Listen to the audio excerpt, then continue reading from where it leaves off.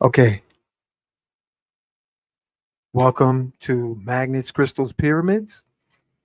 And we're going to have an epic presentation tonight on magnets, crystals, and pyramids.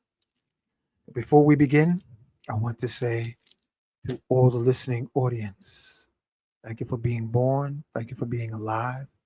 Thank you for surviving conception to incarnation into this life. Uh, we are energy in a skin suit. We are soul, celestial sparks of eternity. So we, in the vastness of our eternal existence, we acknowledge and say, yes, I am forgiving all life. And I ask all life in my everybody from my past lives to forgive me. And as we bring our awareness into this life, we say, yes, I am forgiving the infinite future timeline possibilities. And I ask everybody to please forgive me. But most of all, my eternal flames of consciousness, my brothers and sisters, forgive ourselves because you are greater than your memories. We are greater than our memories. So, with that being said, let's thank and invite with the opening invocation to set the vibration optimized for you.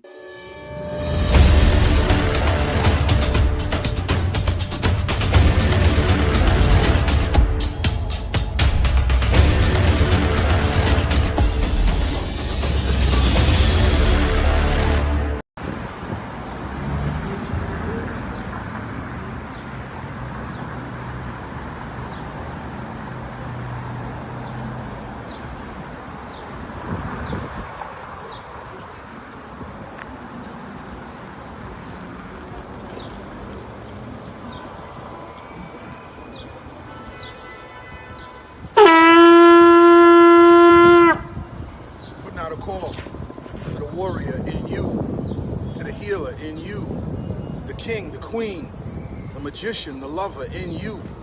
Every single day, we are called to walk in our purpose. Answer the call. Lay down your burden and anything that holds you back and take your rightful place. The battle is everywhere. It's right in your face. Let's go.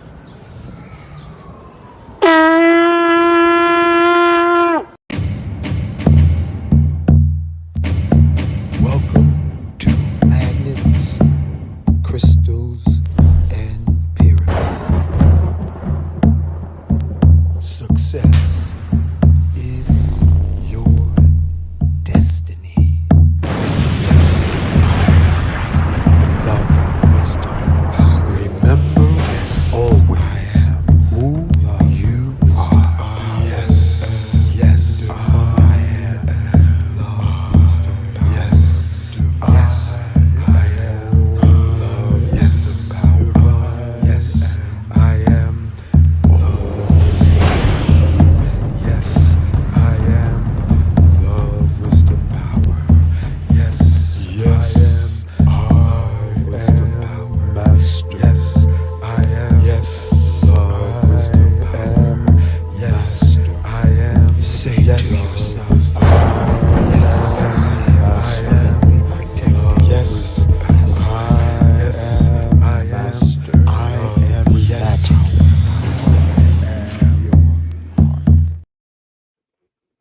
And we thank and invite Yahshua, Mary of Magdalene. We thank and invite Black Madonna, Mother Mary. We thank and invite Gatekeeper of the Hollow of the Earth, Saint Germain. We thank and invite the latest Christ born in the Congo, Simeon Toko, who invoked an army of muscle bound, bulletproof angels with afros and chased the Belgians out of the Congo. All right. We thank and invite Ascended Master from Senegal, Sheikh Amadou Bamba. Flew through the air, bulletproof, hungry lion proof, giant bonfire proof. Wrote 7 tons of prayers, some so powerful the locals buried them in the ocean. We thank and invite Sheikh Amadou Bamba, Sheikh Ibrafal. Now, family, what's really deep is these ascended masters are sort of like energetically, it's spiritually preparing the pathway for the legion of ascended masters who got the boots on the earth. So we say, we thank and invite Ibrahim Torre, and we ask Archangel Michael, may he surround Ibrahim Torre. Now he's doing his thing, and Sheikh Amadou Bamba prepared the way. Simeon Toko prepared the way. And now we have tonight, I'm going to say, we have a brother whose brilliance qualifies me, Uncle Rising Sun, Uncle Hanky, to say this brother we're going to have on the show is the Ibrahim of health for us here on Turtle Island. So we thank and invite Sanat Kumara. We thank and invite Enoch the Ethiopian, who ascended into the heavens and became Metatron. We thank and invite El Haj Malik El Shabazz. We thank and invite Prophet Noble Drew Ali, Marcus Mosiah Garvey, Sanat Kumara, P.B. Randolph, Harriet Tubman, Mary McLeod Bethune, Chief Geronimo. We thank and invite Credo Mutwa and the Zulu Nation of Medicine Warriors. And we're asking for a collective coup of golden enlightenment upon all humans, non-humans dwelling on earth, intraterrestrial, extraterrestrial. And we say, Ashe, Mahalo, Donada, Wado, Amen, Amen. So let it be spoken. So let it be done. So I'm going to welcome Professor Heru. Thank you for being on Magnets, Crystals, Pyramids, brother. I cannot hear you. Can you hear me now? I cannot hear you. Can you hear me? I can't hear you. Family, if you can hear me, do hear a me? sound check. Let me know if you can hear me in the comments. Y'all can hear I me? hear you. Okay, all right, so hold on.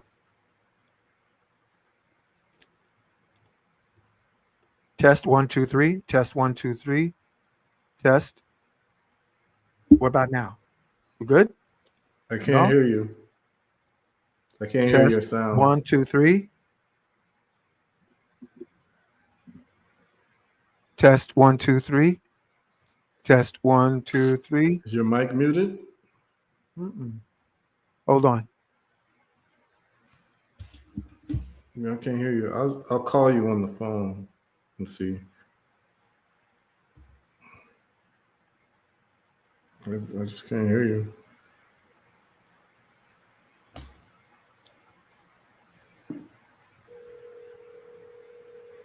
Oh, she says she can hear the both of us. Okay. Yeah, Professor, we can hear you. Yeah. Yeah, I can't hear you. They say that they can hear both of us, though. For some reason I can't hear you, but Check it out. yeah, I can hear on my laptop anything that plays on my laptop, but for some reason I'm not hearing you. And I wasn't hearing the sound of your show either. Oh, because we got folks saying they can hear the both of us. Yeah, they can hear the both of us, but for some reason I just can't hear you. Now, if it persists, what we could do is we could do it like this. Yeah, we'll improvise, man. Yeah, Thank you. I could just leave the phone on. You're listening from, put it in the chat. questions, maybe Professor will answer them. And let me put up the banner. So if you can hear Professor and Yeah, they can hear us both, but you can hear me, but I just can't hear you. So, I mean, we could keep this call on like this, and I would be able to hear you talking to me. oh, okay. Now they say they can't hear me. Hold on a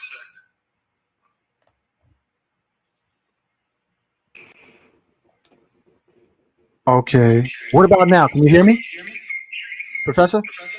Now, I can only hear you on my phone, but I can't hear you through StreamYard. Okay, family. Can y'all hear me right now? Let me know in the comments if you can hear me. We just they can only hear me. Wow, this is crazy. Okay.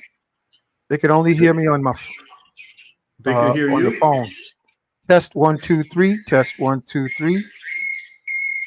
Okay. They said now they can hear us. We can hear you now. They said they can hear. I can hear you both. But I can't hear you. All right. Let's try one more time without the telephone. Well, hold on. Let me try something here. It might be my I can hear you. Just try something. Let's try that. Let me just try something real quick. It may be my settings. I'll just try that and thank you, family, for your assistance getting sound right. Sound settings, speakers. No, it's in the right place. Yeah, it's in the right place. The microphone is in the right place. Let's try one more thing. 1, 2. Let's try that now. Okay. And then let me try a different sound output. But I should, for some reason, yeah. So my headphones are working fine. What I can do is I can log out and try to log in again. Okay, we'll wait for you. Family, let me know if you can hear me, because I can hear log myself out and try to log in again. Okay. So, excuse me, people. They say you're also echoing. Yeah. Thank you, Barbara. I'm going to log out and then try to log in again and see. Okay. If I know everyone can hear me, but I just can't hear you. So let me. Okay, family. He's going to come. He's stepping out and he's coming back. Let me know if you can hear me okay right now, family. Put in the comments if we're doing the sound check, because I want you to catch every word of what he is about to share. Let me know in the comments if y'all can hear me. Okay. Okay. Thank you, Linda. And thank you, everyone who's thank you. Let's see. Okay, thank you. Thank you. Okay, we're waiting for him to come back in. Okay. Okay, I'm clear. Yeah. Okay, thanks, Max. Maximum Rising. Okay, so we're waiting for him to come back.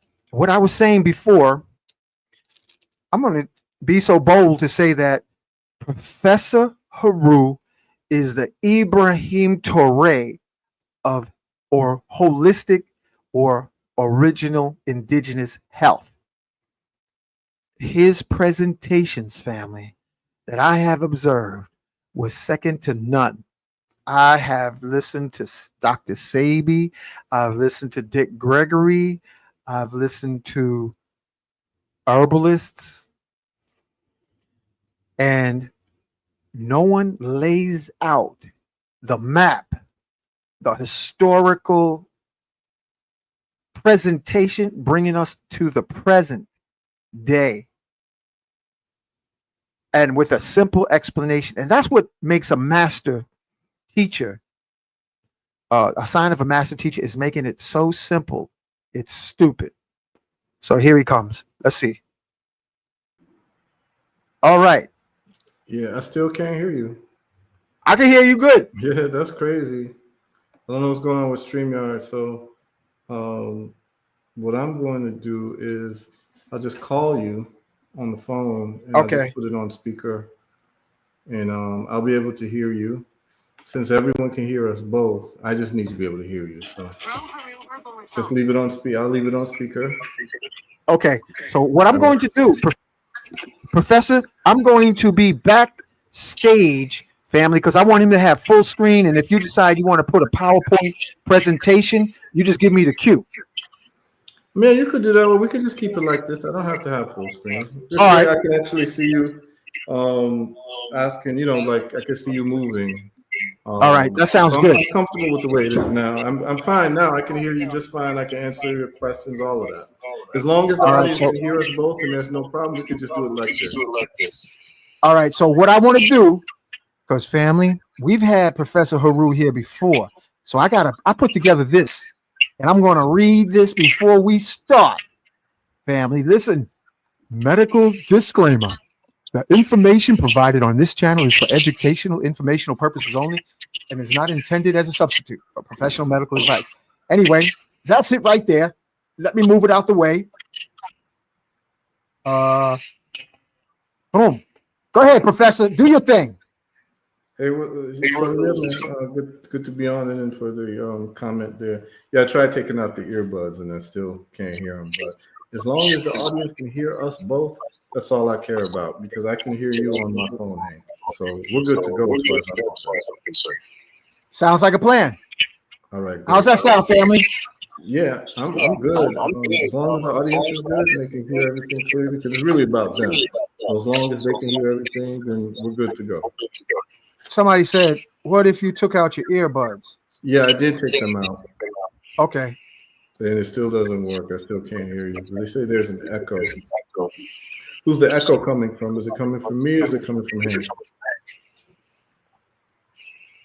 Family, let us know if you got an echo from here, from me. Where do you hear it from? Because we want to make sure you get a feast. There's some feedback. And you know what I could do if there's feedback? But you could do this. It might be feedback with my phone, but we're both echoing. When you say you, who's echoing, Heru or Hank? Okay. They said Heru. All right, I know what to do. Let me just solve that real quick. Now she said both. Let me solve that real quick. I'm going to put on headphones on the phone, and that should solve the problem. Okay. So that should solve the echoing right now, because I can hear you now, Hank, on my phone. Test 1, 2, 3. That sounds good. So let me move the phone away. Okay, go ahead and speak, Heru. Can you hear me? Let me. I can hear you fine. I can Test. hear you fine. You know what you Test. could do, Hank, because you can hear me and you can hear me on your phone. Maybe to take the echo away, if you have earbuds or something for your phone, you can listen on your phone to me, because what's happening, the feedback is going through the microphone from the phone. So how's it sound now? The audience shouldn't be able to hear feedback from me now. So the person who said it was me, stereo. Okay, they say good to go. Good to go. Okay, Okay. good to go. Thank you, stereo. Okay. Well, welcome back, Professor. Yeah, so I can't hear you from your phone. Can you hear me now? Oh, can you hear me now? I sure can. And I just asked him if it's good to go now. Is it good to go? Family? Even with your phone on? I just want to make sure, because the phone might be causing feedback on your side. Oh, okay. So just speak a little bit, and then everyone can tell you if it's good to go. Testing 1, 2, 3. Testing, family. How's the sound, family? Let us know before we take off the runway. How's the sound? Testing 1, 2, 3. It's Ankh, it's you. It's me. Okay. All right. So what you got to do is this simple solution. You need headphones for your phone, and then we'll be talking through the phone, and just leave your mic on for the StreamYard. In other words, don't change anything. Just put in headphones for your phone, and then me and you will be able to hear each other through the phone, and then the audience will hear us talking. Okay, The you know what? feedback will be gone. I don't have headphones. You said they saying you have the feedback, bro. Okay, I shouldn't have any feedback right now. Okay, it's only when I talk. Yeah. So I'm going to be quiet while you speak. This is weird. This is really strange. It's only when I talk is the feedback. How about now? Give it a test. I'll just turn my volume down. Yeah, they're saying it's when I'm talking, there's feedback. Let me see. I thought it was good to go. Is it still echo, people? Let me know if it's still echo when I'm talking. 1, 2, 3, 4. 1, 2, 3, 4. 1, 2, 3, 4. Someone just text in and say if there's still echo when I'm talking. Yes, they say yes. Okay. Still an echo. You know what? Let me pull out my headset. Okay, family, how's that sound? Oh, let me turn up the volume. How's the sound now? Any different?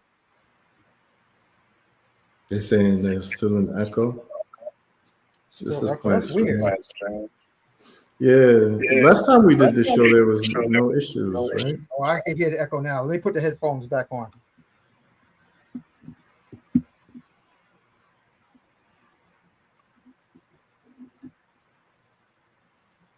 Okay, what about now? Barbara says I'm good. Okay, they're saying that the echo is on my side. Yeah, so on your side. So, but just I can still hear you. Let me try to do something with the sound. All right, let me see what I can do with the sound. Give me 1 second.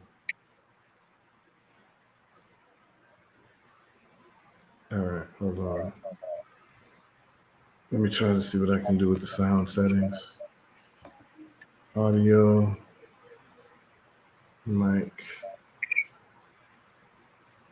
No. Oh, you know what? Speakers. I just hold on 1 second. I think I might know what the problem is, Hank. This might be okay. I fixed it. I can hear you, Hank. There should be no echo. Yeah, it was the sound setting in StreamYard. You can hang up the phone. Okay. Now we can have the interview, and there should be no echo. Sounds a little low, but you're good. Okay. You can hear me? Yeah. Okay. Family, how's it sound? We good to go? Testing. I'm good over here. Family, can you hear him? Can you hear Professor? Yeah, let me know if I have an echo still. I shouldn't. No, I don't hear one.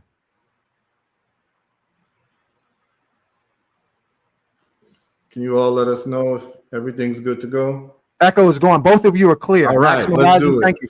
Sounds good. It was so let me just tell you what the problem was. It was the settings in my sound setting for StreamYard.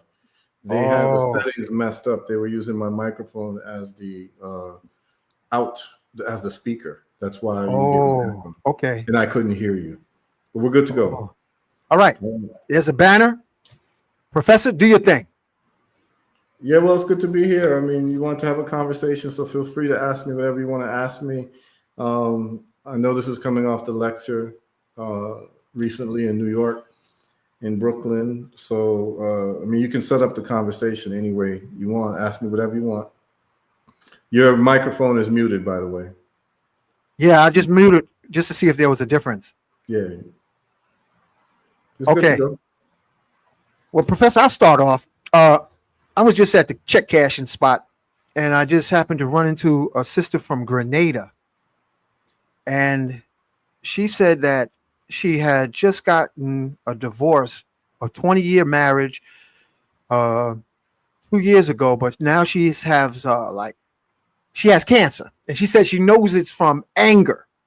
How can or what herbs would be good for emotional restoration? Because there's a lot of anger of people from life experiences. Okay. So we have to be a little bit more specific than the anger piece, because there's a lot of angry people who don't have cancer, and there's a lot of happy people who have cancer. So, I meet people who were very happy with their lives, and then they find out they have a cancer diagnosis. So I know it sounds good. A lot of people will tell you about the emotional aspect. And so if there is an emotional aspect to having cancer, then we'd have to talk about the biochemical processes. So when we talk about anger, anxiety, fear, depression, all of that, what it can do is they can raise a chemical in the body called cortisol. So cortisol levels being raised causes an inflammatory response in the body. And so cancer, high blood pressure, diabetes, they're all inflammatory based diseases. The way that high blood pressure is inflammatory based disease is that high blood pressure is caused by inflammation of the arterial walls. Diabetes is largely caused by inflammation of the pancreas or the liver. And also insulin resistance. So insulin resistance plays a role in both high blood pressure and diabetes, and also cancer, because what we've identified is that most cancers are caused by intracellular parasites, these microscopic parasites that cannot be seen unless you have a microscope. And they're classified as protozoa, but there's also other types of parasites, and antiparasiticals have been working very well based on the protocol that we've developed. Now, the type of environment that parasites like, or what they call cancer tumors or cancer cells, are inflammatory based environments. So these inflammatory environments create an acidic environment with the lower pH, where these cells like to thrive and they like to multiply. These parasites love inflammatory environments. And so when we deal with first principles thinking, the question that would be asked is, what is the cause of inflammation if all these diseases are inflammatory based diseases? And as I've said many times, there are three main causes of inflammation. One would be an injury. So you can have an injury, like, you playing basketball, you hurt your knee starts to swell up. Inflammation is always coupled with swelling.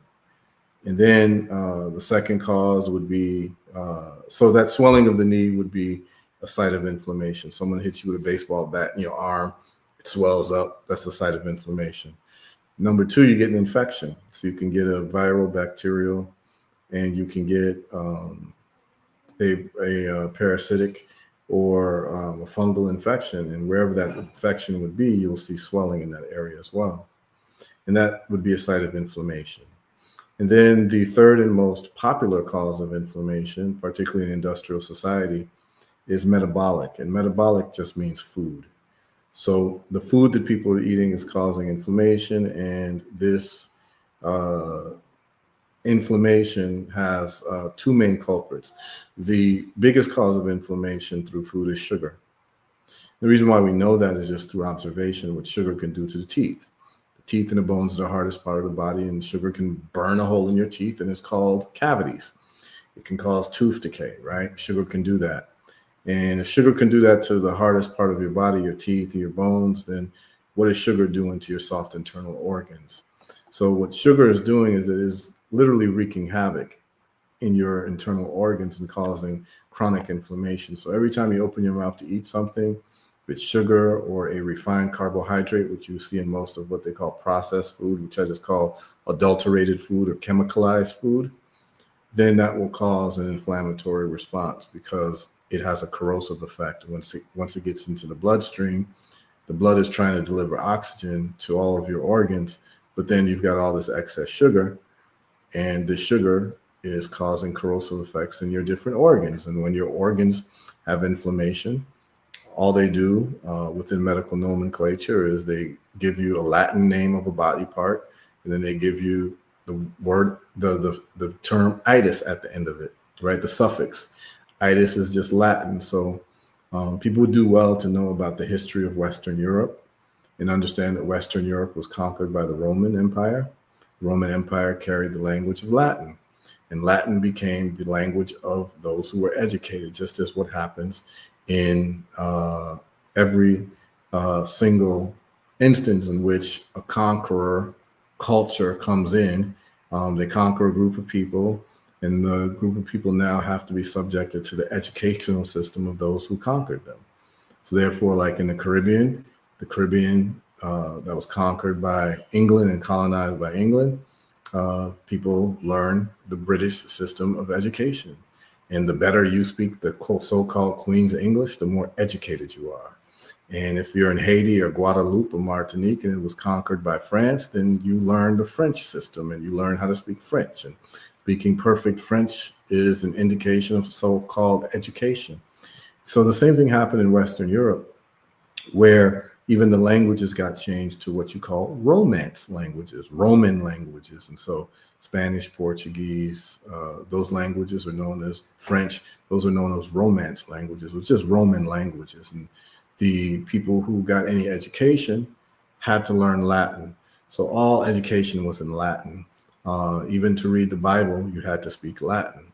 To engage in the law, which they call jurisprudence, jura just meaning law, is you had to learn Latin. And so to learn medicine, you had to learn Latin. So when your doctors talk, they're just speaking Latin that they picked up through the educational system. They're not smarter than anyone else. They just learn Latin words for body parts. And so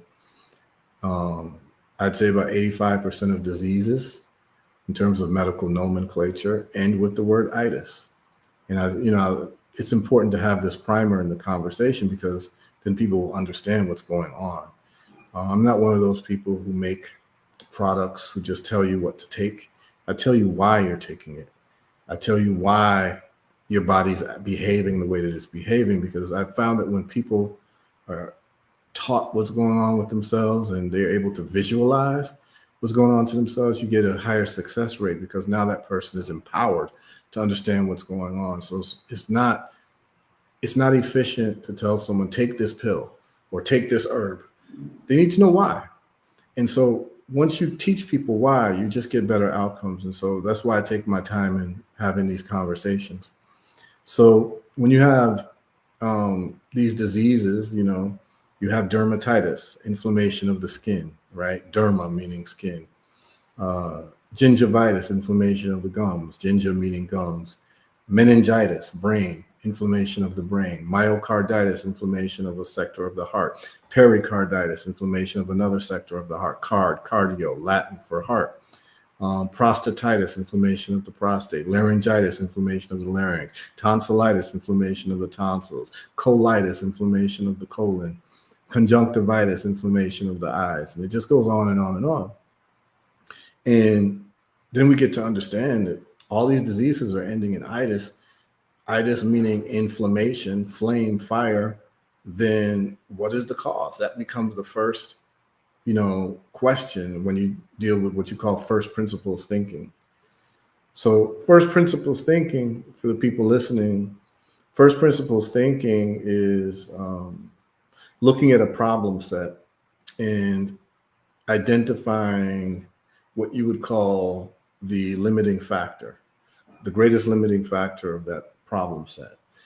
Because when you attack that limiting factor, then you're able to deal with that problem in a more powerful way with the least amount of steps. So the example I give is like electric vehicles. If you want to create electric vehicle industry, you have to deal with the problem of battery technology. Battery technology is the limiting factor when it comes to electric vehicles.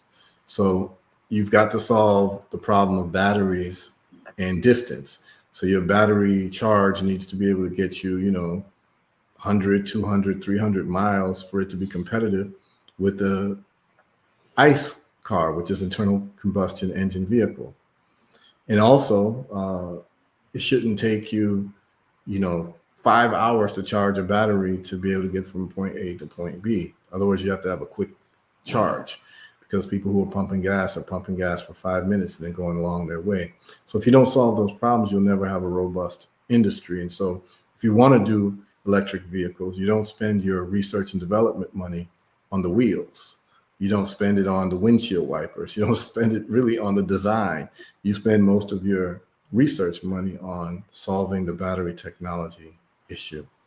So when it comes to health, what we notice about health is that first principles thinking shows us that inflammation is the cause of most of diseases. So if you solve the inflammation problem, then you solve most disease problems, right? It just follows. So that's why it's important to know the source of inflammation.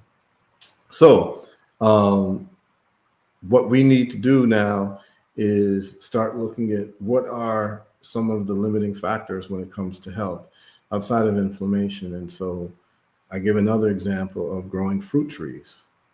So I happen to live in a mango orchard, right? So what I do is I spend, I have over 100 mango trees, right? So I spend a lot of my time growing mango trees and watching these trees grow and seeing how they react and, what works, what doesn't. And you start to find out that, the health of a mango tree depends on two things. So the health of fruit trees depends on two things. One, toxic inputs, and two, not enough nutrition, not enough nutritive inputs. So, trees need certain minerals, right? And if they don't get those minerals, they do not grow to be strong, healthy, and robust and able to fight off disease. And if they're getting toxic inputs, they will be, stunted. They will also be diseased. And so those two things, if you solve those two things, you'll have a healthy tree. You get away from the toxic inputs, or you detox from the toxic inputs, and then you also feed it the nutrients that it needs. And when we deal with chronic health issues, whether it be high blood pressure, it be diabetes, cancer, autoimmune illnesses, so forth, respiratory illnesses, so forth and so on, you will notice that one, there's an inflammatory aspect to it, which is the toxic inputs coming from food. That's the toxic inputs. And then the other problem is that people are not getting any nutrition in the food that they're eating, because these foods are literally laboratory foods. What I mean by that is that when you look at the food industry, the number one goal of the food industry is not to feed you food that is good, it's to feed you food that is available for the longest amount of time possible. See, because food is perishable. So they had a problem when you had to transport food across the nation and it going rotten.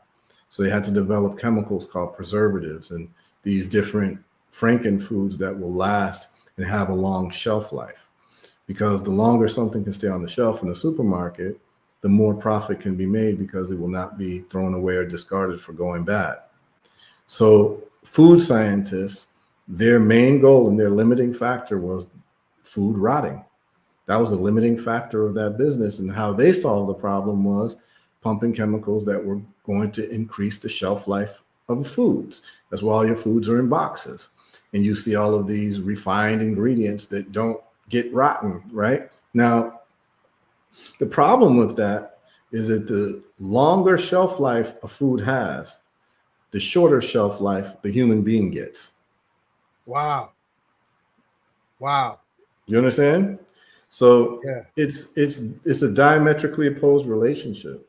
For the food industries to make the type of profit they want to make, they necessarily have to create this problem of increasing the shelf life of food ends up decreasing the shelf life of a human being.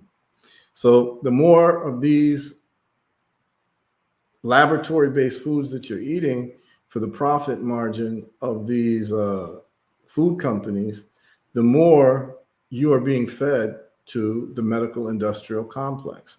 And that's why, and Hank, you and I are old enough, we have enough gray hair to be able to remember the time when grocery stores did not have pharmacies in them.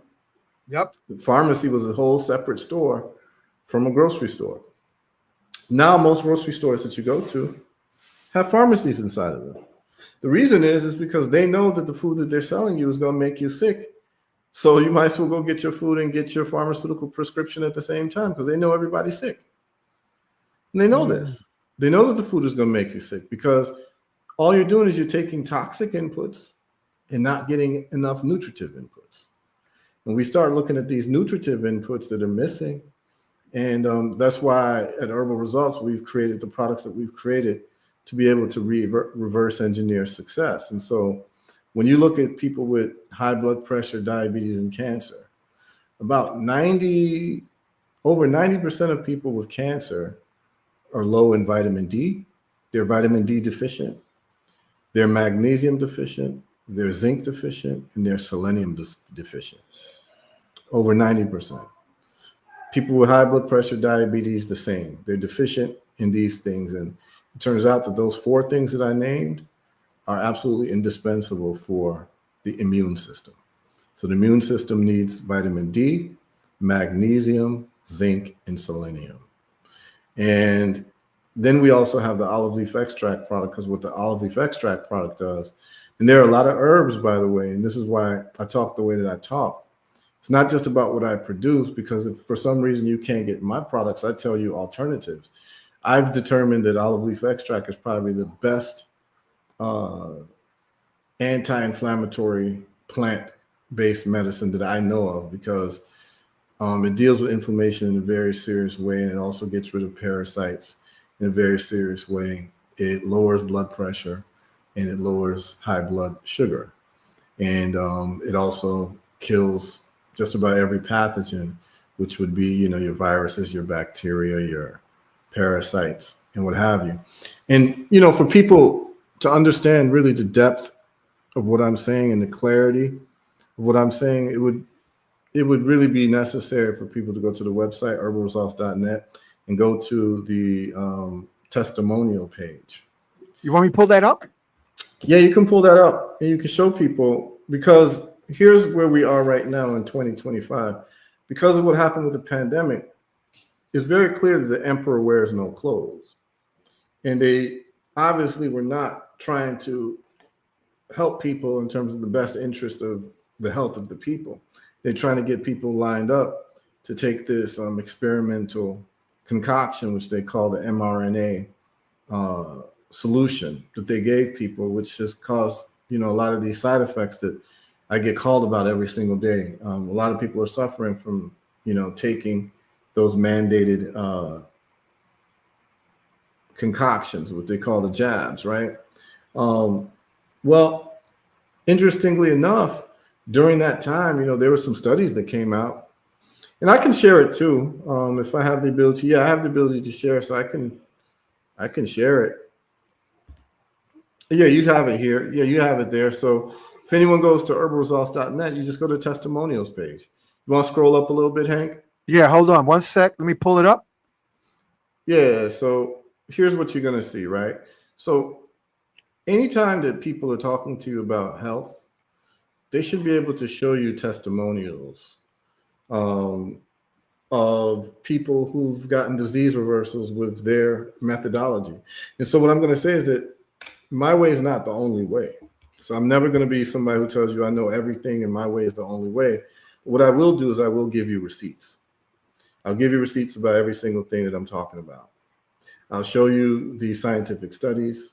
I'll show you the real life examples of people who've gotten reversals from using my approach and using my products. And so here's what we're going to do when we talk about expertise. Expertise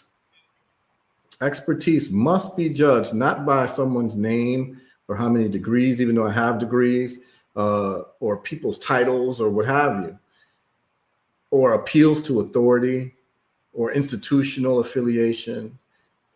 Expertise must be judged on the quality and the consistency of a person's results. That's how you judge expertise, right? Because the doctors that you're going to for your health issues, most of them are sick themselves. They're on medications themselves. And so if they're sick and they haven't solved their problem, then how can they be paragons of health to solve your problems, right? This is just a reality. The other point too is that the medical establishment, if they were really on top of their game, you would see the rates of disease go down over the years. But the rates and the death of heart disease go up every year. So I'm going to name what the CDC calls the top killers of people. The top killers of people, and this is all confirmable. Is heart disease is number 1, cancer is number 2, and number 3 used to be respiratory illnesses, but as of about 2015, it got taken over, supplanted by another thing called iatrogenics. Iatrogenics is just a fancy way of saying death by doctor or medical error. So medical error is known as the 3rd leading cause of death for people in the United States. Then the 4th is respiratory illnesses. And I'll provide receipts. There's nothing like, there's nothing I'm going to say where I'm not going to provide receipts to you all, because what I want to do for your audience is not only show them what I'm talking about, but show them the methodology of how I find these things out. So you can just do the research for yourself. Because if you don't know me personally, you've never worked with me, you don't know if I'm a charlatan. You don't know if I'm just talking to talk like a lot of people do. But what I'm here to do is to, 1, give you concepts. You can accept it or not, but certainly you should consider what I'm saying. Then I'm here to show you the evidence of what I'm talking about. Well, Professor, you got a lot of medical doctors up in here with testimonies, man. Yeah. I mean, I treat doctors. So doctors call me when, nothing's working out for them. So yeah, you can scroll up a little bit. So let's just show people the menu. So you just go to herbalresults.net. So this is for those watching, this is Hank going through my website, and this is the testimonials page. And so these are not written testimonials where you don't know the person or see the person or even can verify the person, right? Because a lot of sites still say, oh, I took this and I feel great. Tom in Virginia, you know what I mean? You don't even know if this is real, right? So you go to herbalresults.net, that's the website. And then on the top, you'll see testimonials, right? You see shop, testimonial science, where I have the scientific studies for the different products that we make. And then instructions for the products, and then investors page and contact, right? So then the very first videos you'll see are the cancer testimonials. So yeah, that's the home page. That's the testimonials page. So if you look, you'll see these are video interviews that I've done with customers of mine who've used our products, which is the olive leaf extract. So the first guy you see there, stage 3 prostate cancer reversal. He had tumors covering 97% of his body. And what I do is I interview these people. So these are videos of people, just like how me and Hank are talking. I'm talking to people who had cancer, and they're talking about their road to recovery and doing their herbal results protocol and taking the products. And within about 3 months, his PSA went from 150 to 0.1. He was declared no evidence of disease. That's Crawford. Let's play it, Professor. Yeah, but it's about an hour or something long. I mean, okay. So what I'm saying is that these videos are very thorough. They're not 10-second infomercials. They're very thorough in us talking about when they were first diagnosed and everything they went through in the medical system. Some of them did not take chemotherapy. Some of them took chemotherapy, radiation, and were kicked out and told there's nothing else could be done for them. And then they found me, and they went through my program, and that they were able to get healed. So the second guy on the right, if you scroll up a little bit. Okay, hold on 1 second. That's right here? Yeah, that's a guy out of Tallahassee. So it's Crawford Peterson's out of New Jersey. This guy on the right is Zach Richardson out of Tallahassee. You see him there. He's in his hospital bed. They gave him 90 days to live. He had esophageal cancer, end stage. And they told him they were going to take out his esophagus, and they were going to stretch his intestines up his throat to replace his esophagus. He refused and did the herbal results program. He took the olive leaf extract that we create, and his 90-day sentence, he was given 90 days to live, and it was completely reversed, no evidence of the disease. Everyone should watch that testimonial because he talks. This is all done like because I have a legal background, I know the level of evidence that needs to be produced. And so everyone's talking in very specific terms about when they were diagnosed, how they felt, this and that, what their doctors told them. It's the whole journey. And a lot of these stories are very touching stories. You can scroll down a little bit and you'll see Tabia Yatunde. She was diagnosed with stage 3 endometrial cancer, and she took the olive leaf extract and, you know, did some of the things that we said, like fasting a little bit. And, you know, stage 3, her cancer was gone. And then you'll see the woman on the right was the second person who ever came to me with a cancer reversal. That's Velma Samuel out of Virgin Islands. So Tobias in Oklahoma, Velma Samuel is in, and all of these people have Facebook pages. So you can like look them up, and you want to talk to them, you can reach them. They'll talk to you. So it's all verifiable. But the point is that these are all videos of them talking and telling their story, not me telling the story. Velma Samuel had a breast cancer tumor, the size of like a coin of a quarter.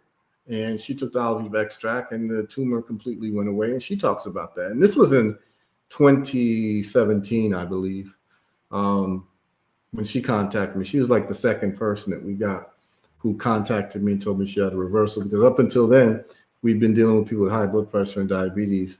And then we started getting cancer reversals. And you can scroll down. This is the first cancer reversal we got. And that's Dr. Charles Harrigan. Dr. Charles Harrigan called me on the phone. He said, "Are you the guy who makes the olive leaf extract?" I said, "Yes." And he said, "I'd like to thank you for saving my life." And I asked him what happened. He said he had prostate cancer. His prostate cancer was bad, man. He was urinating blood. They wanted to insert radioactive seeds into his prostate. It's a procedure, I believe it's called brachytherapy. And with this, Hank, to put in the seeds into his the radioactive seeds into his prostate, the doctors told him he could not go next to pregnant women because he'd be so radioactive that he could harm the fetus. This is what they're doing to people, right? And he took the olive leaf extract. His PSA went from 5.9 to 0.45 in like 2 months, and he was declared cancer free. He tells his story, you know. Next there is stage 4 breast, and we'll go quickly through this. I'm not going to tell everyone's story. Everyone can just press play. A stage 4 breast cancer. Scroll down, and then you'll see Jimmy Smith there. Stage 4 liver cancer. It's him and his wife telling the story because his wife was the caretaker. You can scroll down a little bit. You there, Hank? Yeah. Then on the right is Dr. Kenneth Nave, MD. He called my radio show in October of, I believe, 2024 or 2023. I don't remember which year. And he was on his last leg. Stage 4 lung cancer spread to his brain, into his spine. And after he called the show, you know, we told him exactly what to do. And he took the olive leaf extract plus other anti-parasitic herbs.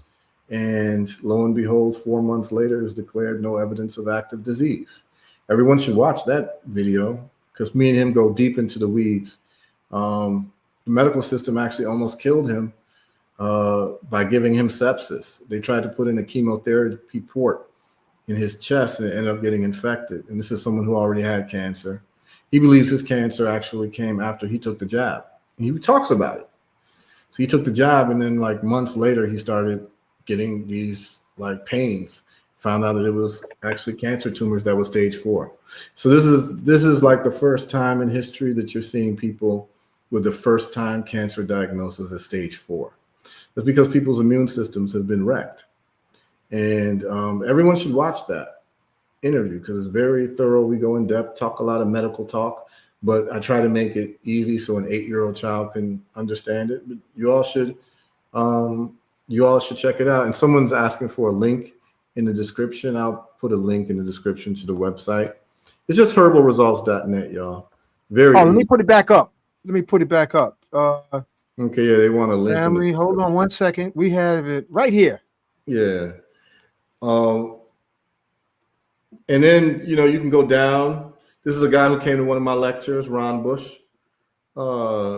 He came to my lecture in Washington, D.C., told me he had stage 4 lung cancer, spread to his brain as well, to his bones. And he said he was willing to do anything that I told him to do. He did the protocol. And a few months later, he's declared cancer-free. He tells his story as well. That's him right there, Ron Bush. We've actually become friends. So a lot of these people, I've become friends with them because, I mean, you know, when someone thinks that you've saved their life from cancer, they're very appreciative of you.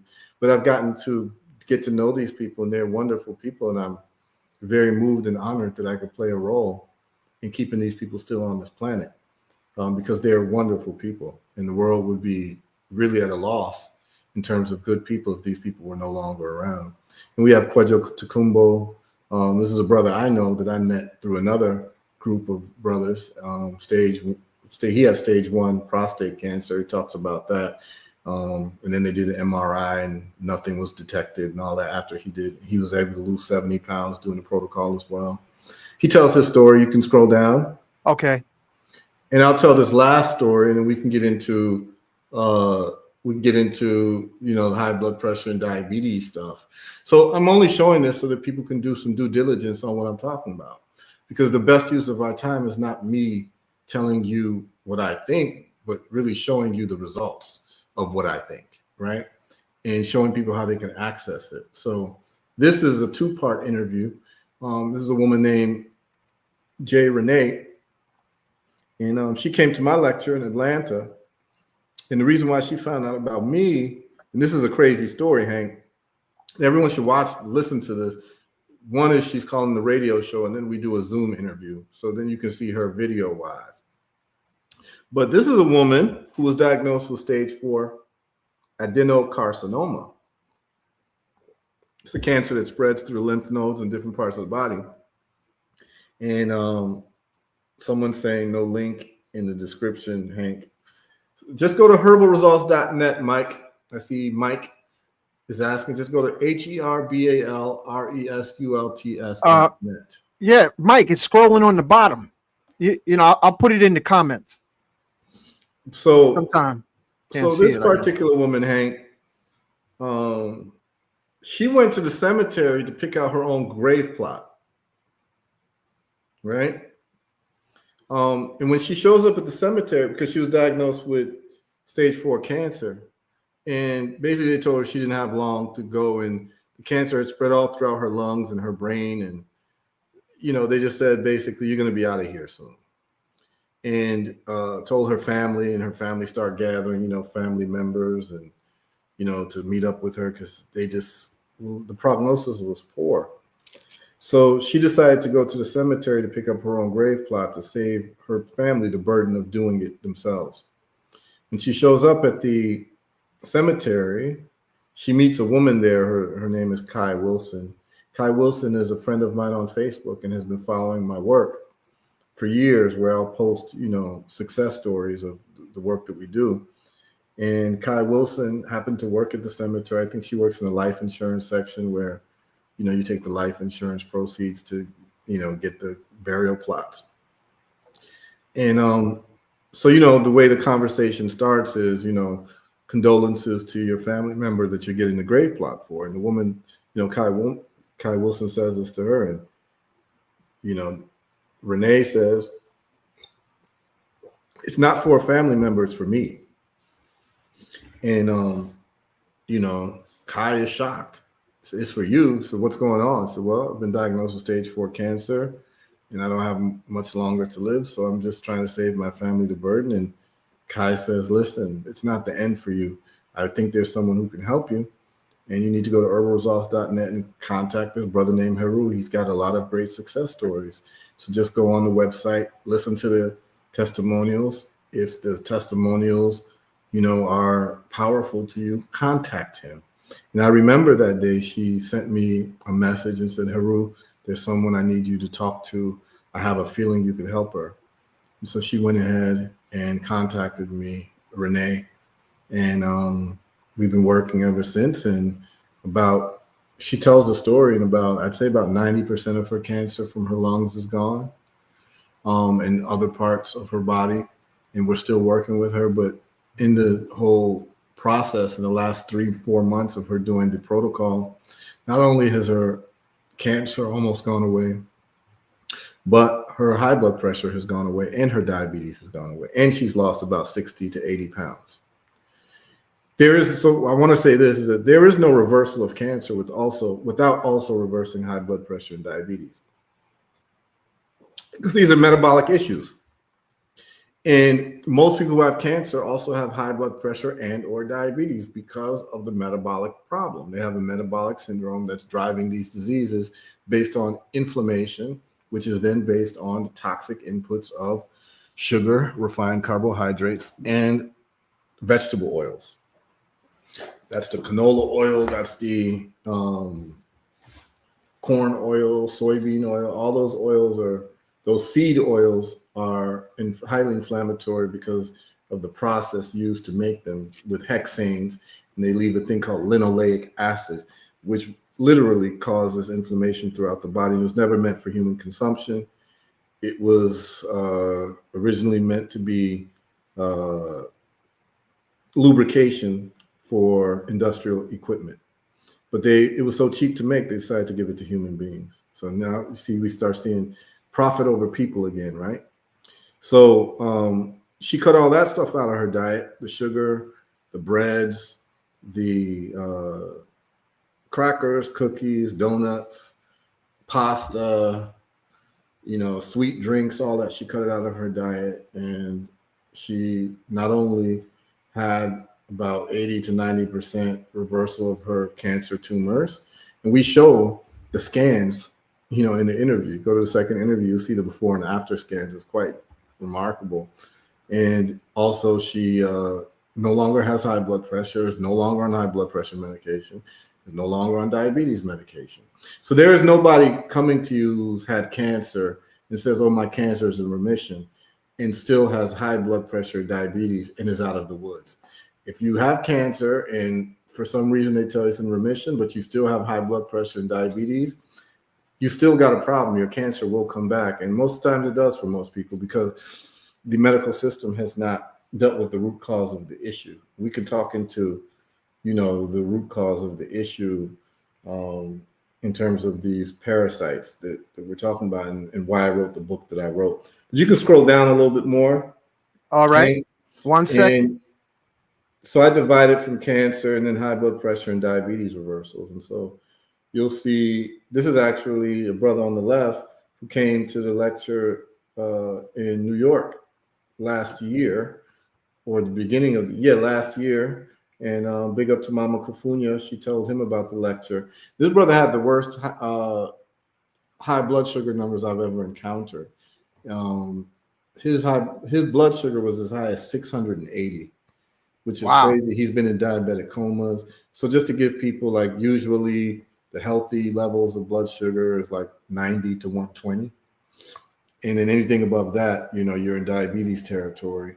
A1C is your long-term blood sugar that's taken over, a few months, the average over a few months, and that's your A1C. And so anywhere from 5.7 on down is seen as healthy. And then like 5.7 to 6.4 seen as pre-diabetic. Anything above 6.4 is diabetic. And his was 13.4, which means that he was more than double the threshold for diabetes. That's how bad his diabetes is. A brother named Ibrahim. And within 5 weeks of just doing our protocol and taking the olive leaf extract, he was off all medications. They had him on, what did they have him on? They had him on glipizide, insulin, metformin, Ozempic, a bunch of different drugs with all different types of crazy side effects. And 5 weeks, he was off all medications and still is off these medications and took the olive leaf extract. His diabetes has been reversed. Right? And then to the right was Howard Dorsey, high blood pressure, diabetes, high cholesterol, back pain, and also was infected during the pandemic. And the olive leaf extract helped him with all that. And he tells the story. Like, these are all detailed stories of people telling their stories. It's not like a 1 minute segment. These are like 30 minutes to 1 hour of people telling their story. And then scroll down some more. All right. 1 sec. You'll see the brother on the left there with his foot. That's Matt Glover. Came to me with severe diabetes. They were going to amputate his foot. He refused. They said the foot would never heal, and it was not healing because of his diabetes, and we were able to reverse his diabetes. No medication either, and he just took the olive leaf extract, changed his diet, no sugar, low carbohydrates, and voila, his diabetes is gone. His foot starts to heal. So you can see the hole in his foot on the left-hand side, and you can see it healed on the right side. And everyone should listen to his story. It's a crazy story because they were going to amputate his foot without his permission in the hospital. He just woke up one day and he was in the operating room in the hospital. He was staying in the hospital. They were feeding him all types of sugary foods, even though he was diabetic. And they said, it's okay, we'll just pump you with insulin. So that's their idea of healthcare. And then one morning he wakes up and he's in the operating room and he says, what am I doing here? They said, oh, we're about to cut off your foot. And he says, hell no. And they kicked him out the hospital. So everyone should like really watch that story so you get a sense of what's happening to people when they're sick and they're in the medical system. And the thing is, you need to take care of yourself to keep yourself out of the medical system. And on the right there is Dr. Iyalaje, and she's a nurse practitioner, doctoral prepared nurse practitioner. And she talks about how she gives the olive leaf extract that we make at Herbal Results to all of her patients now.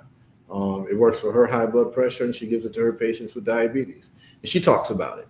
And you scroll down a little bit more. Hold on one sec. Paula Goddard, someone who's been taking it for her high blood pressure. She texted me one time, and she was in a hypertensive crisis. She was going to rush herself to the ambulance, but I had her take the olive leaf, and it lowered her blood pressure by like 60 points within 2 hours. And she talks about it. It avoided her getting a big hospital bill, and now her blood pressure is under control with it. And then to the right there is Dr. Derek Jones. He's an anesthesiologist who talks about using the olive leaf extract instead of medication for his blood pressure issues. And then you can scroll down a little bit more. All right. And other illness reversal. So that's a woman there, epileptic seizures, Joan Powell, and nothing was working for her. On the left there is her in the hospital. She would get about 30 seizures a day. Nothing was working for her until she took the olive leaf extract. And that's an interview with her. That's an interview with her daughter and her son-in-law. And then to the right is a sister who had psoriasis and the flu. And she talks about how the olive leaf extract worked for her. So these are some of the testimonials that we put together. And then if you go to the shop page, just to show people where they can get these things and why they would get these things. So you just scroll up and go to the shop page. All right, 1 second. Let me just pull it up.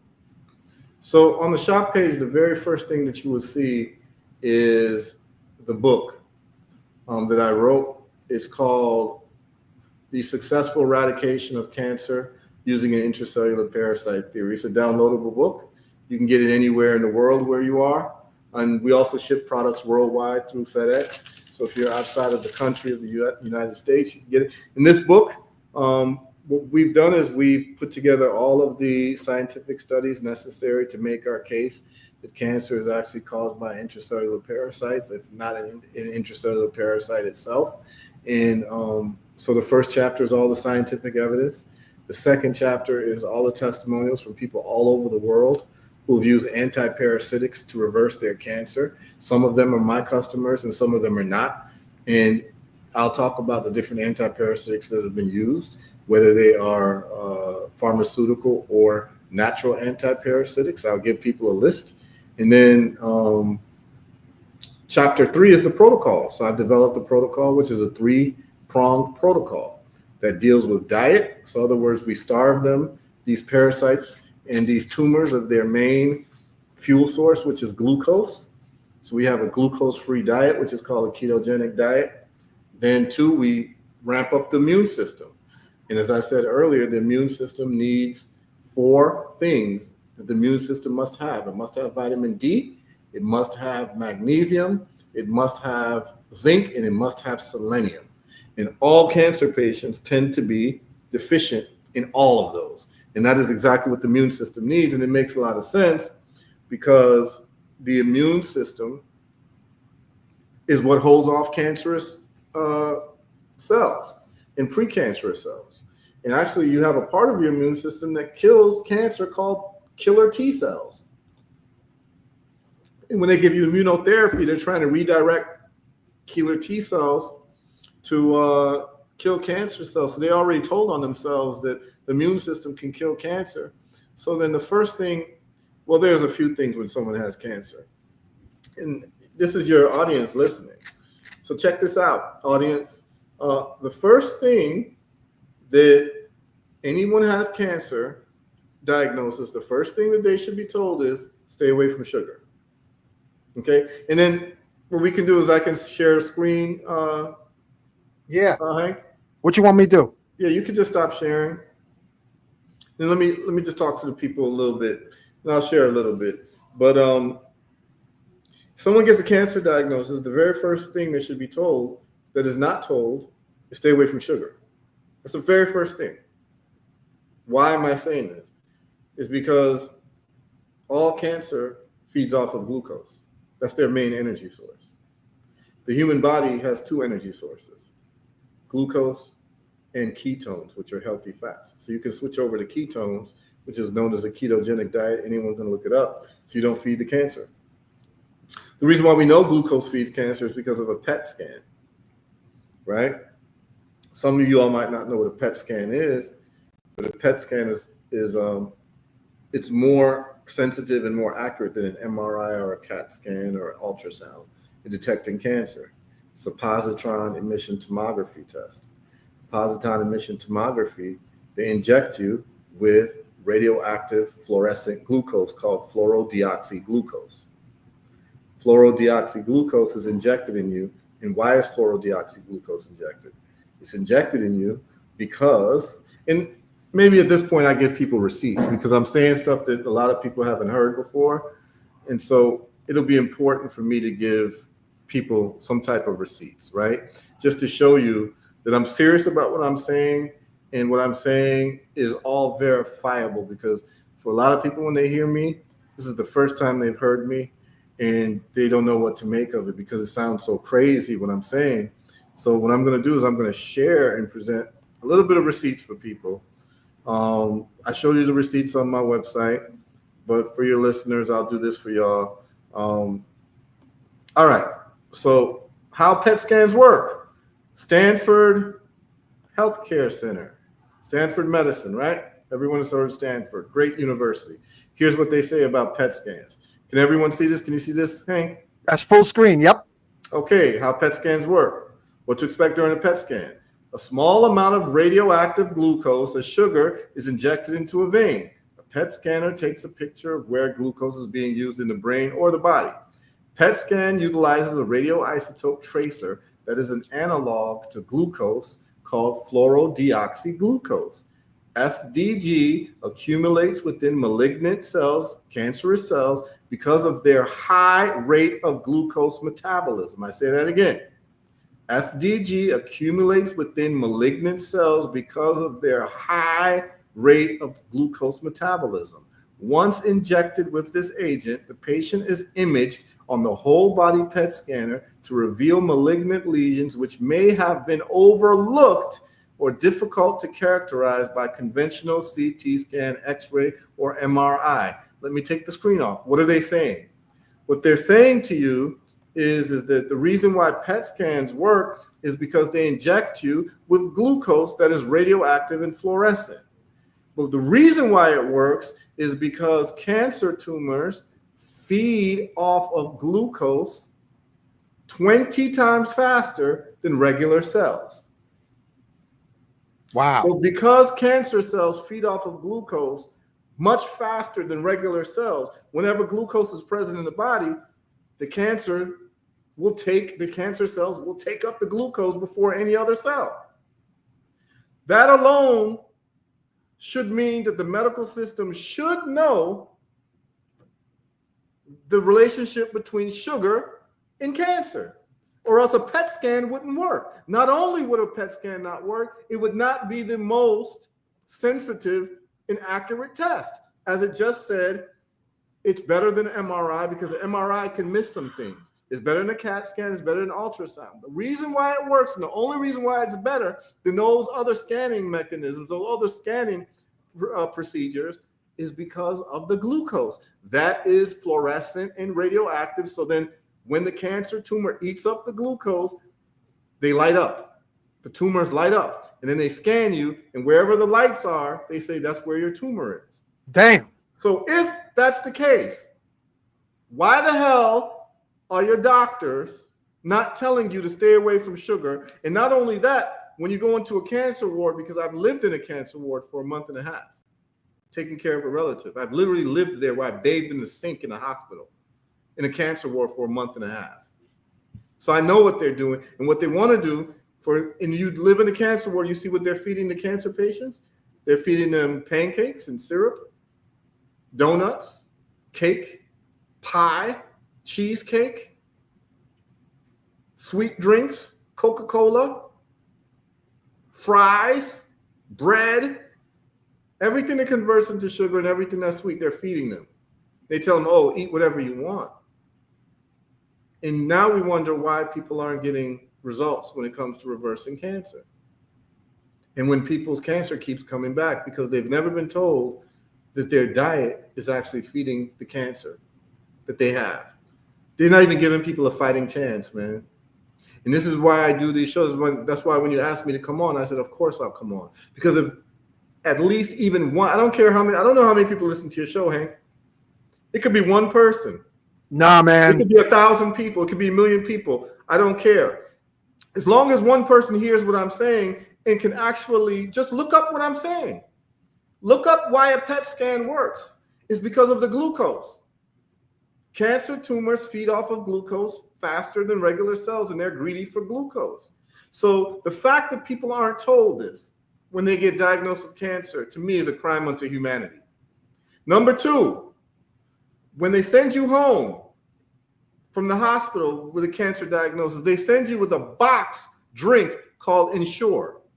Ensure is nothing but sugar, liquid sugar, and vegetable oil. Look at the ingredients. So people are drinking this for their so-called nutrition and don't realize it's just feeding the tumors. This is real. This is the reality. So if I don't do anything in what I do, I need people to know this. Well, Professor, I want you to come back again and again, because repetition is excellent for information. Repetition, information, like a drum beat. Yeah, I mean, that's no problem, because there's nothing better for me to do than to show people this and to show people that we've been getting reversals by just starving cancer. Don't give it glucose. That's number one. The same thing with people with high blood pressure. Same thing with people with diabetes. You're sick because of glucose, man. Glucose is toxic. It is causing inflammation throughout your body. It kills, it burns a hole in your teeth. And these cancer tumors are feeding off of this. And the reality is that, like, people are not, if I could just get into it, man, like, do your thing, brother. Do your thing. The system that we're in completely insults and degrades the intelligence of the average person. Because when I explain this to the average person, you do not need to have a medical degree, a college degree, or even a high school degree to understand what I'm saying. When I do my lectures, children come to my lectures, elderly people come to my lecture. Everyone understands what I'm saying because I say it in very simple terms so that you can understand. And if I can teach people the true cause of diabetes, the true cause of high blood pressure and heart disease, the true cause of cancer, and I can do it convincingly, this should not be my job. This should be the job of your doctors. Wow. You get paid exorbitant amounts of money to treat you, but they're not getting success, but they still get paid. They get paid irrespective of results, and no one is explaining to you why you're sick. No one is explaining to you why you have an autoimmune disease. It says autoimmune. So then it would mean that there's something going on with your immune system, right? And the main fuel for the immune system is vitamin D. So why is it that people come out with autoimmune disease or cancer, and one of the first tests that should be given to anyone with autoimmune disease or cancer is a vitamin D test? Every single cancer patient I've talked to, I asked them, Did you get a vitamin D test? Did they give you? But nope. Autoimmune disease like lupus, rheumatoid arthritis, lupus, rheumatoid arthritis, multiple sclerosis. Those are the most popular ones, or Crohn's disease. You asked them, did your doctors ever give you a vitamin D test? No. Wow. But you got autoimmune illness. And what's going on, what we found with people with autoimmune illnesses, rheumatoid arthritis, and anyone with rheumatoid arthritis would know this, or lupus would know this. Do you know what the number one prescribed medication is for What? people with rheumatoid arthritis and lupus? Do you know what it is? No, what? Hydroxychloroquine. Hmm. Do you know what hydroxychloroquine is? That's horse tranquilizer, right? No. Hydroxychloroquine is an anti-parasitic. Oh. It's an anti-parasitic that we use in Africa for malaria. And we used it for decades and decades. We know it. And hydroxychloroquine is over the counter in most countries. It's an anti-parasitic. So then the question becomes, under first principles thinking, why is an anti-parasitic being used for an autoimmune disease? Is the autoimmune disease related to parasites? And the answer is yes. And this is the work of Dr. Alan McDonald. People can look it up. Dr. Alan McDonald took the cerebrospinal fluid of all his patients with multiple sclerosis, looked under a microscope, and guess what he saw? Parasites. So what's happening with these autoimmune diseases is that you've got these tiny parasites hiding in tissue. In the immune system, because the immune system has been depleted through people not getting enough vitamin D, magnesium, zinc, and selenium through their diet and going out in the sun where you process vitamin D, your immune system is shot. Most Black folks in America are completely deficient in vitamin D. The medical system will tell you that the healthy vitamin D levels are 50 to 100, which is still too low in my opinion. The magic number is 150. We can talk about that later. But most Black folks are under 20, completely deficient in vitamin D, which means that your immune system does not have the fuel to do what it needs to do. And most people with these autoimmune illnesses are completely depleted in vitamin D. Autoimmune, which means your immune system is not up to par. And what they'll try to do with autoimmune disease is even lower your immune system by giving you steroids and immune system lowering. And what we found out through the work of Dr. Harold Schell, who took out of Germany, who took his he took all of his patients who had autoimmune diseases like lupus, multiple sclerosis, rheumatoid arthritis. You know what he did? And also glaucoma. He gave them high dose vitamin D, like 50 to 100,000 IUs a day to get their blood level to 150. Guess what happened when their blood level hit 150? All of their diseases reversed. Sunshine, sunshine. Okay. And so the book is out there. It's Dr. Harold Schell. I showed in my lectures. It's all there. But the point is this. The point of the matter is this, is that these are simple approaches to solving problems, and they're very inexpensive. You know, I make vitamin D, very strong vitamin D, because when I found out this whole issue of vitamin D and how most Black folks, and I found this out during the pandemic, by the way. So I started doing more and more research, finding out, like, you know, there are studies that show that if people would have just had a 50 vitamin D level, nanograms per milliliter, that the death rate of the pandemic could theoretically have been brought to zero if people's vitamin D levels were just at 50. And a lot of people like, what? What are you saying? Right? Well, let me just give a receipt. Everything I'm saying, I'm always going to give y'all receipts. You're going to get to know that about me. All right? So let me share this with y'all real quick. This is on my website. Just spend some time on my website. It would have been some of the best time that you spent in terms of return on investment of time, because it's going to open up a whole different world to understand health.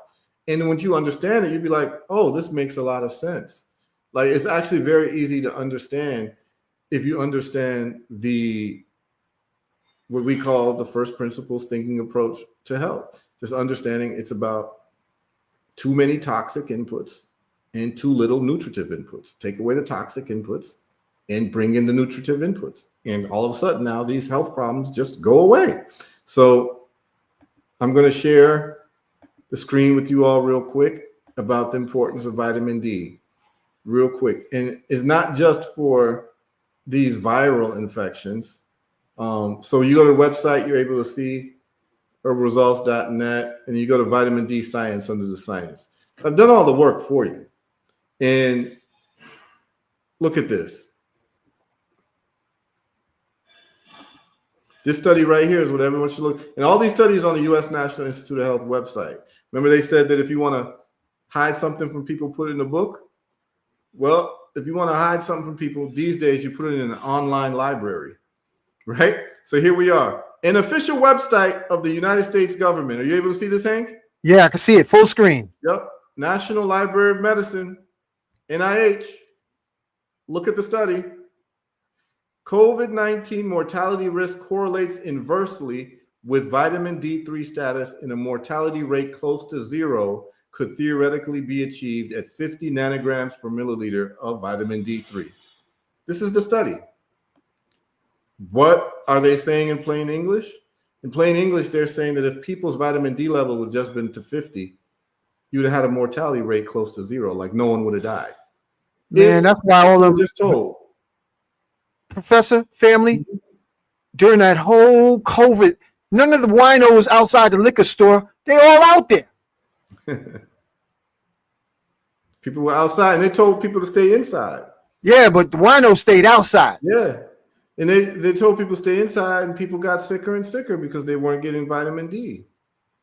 And, you know, I tell people the winter months, according to the CDC, is the months when all-cause mortality skyrockets. That means the deaths from all causes skyrocket during the winter months. And they call it flu season, but it's not flu season. It's actually low vitamin D season.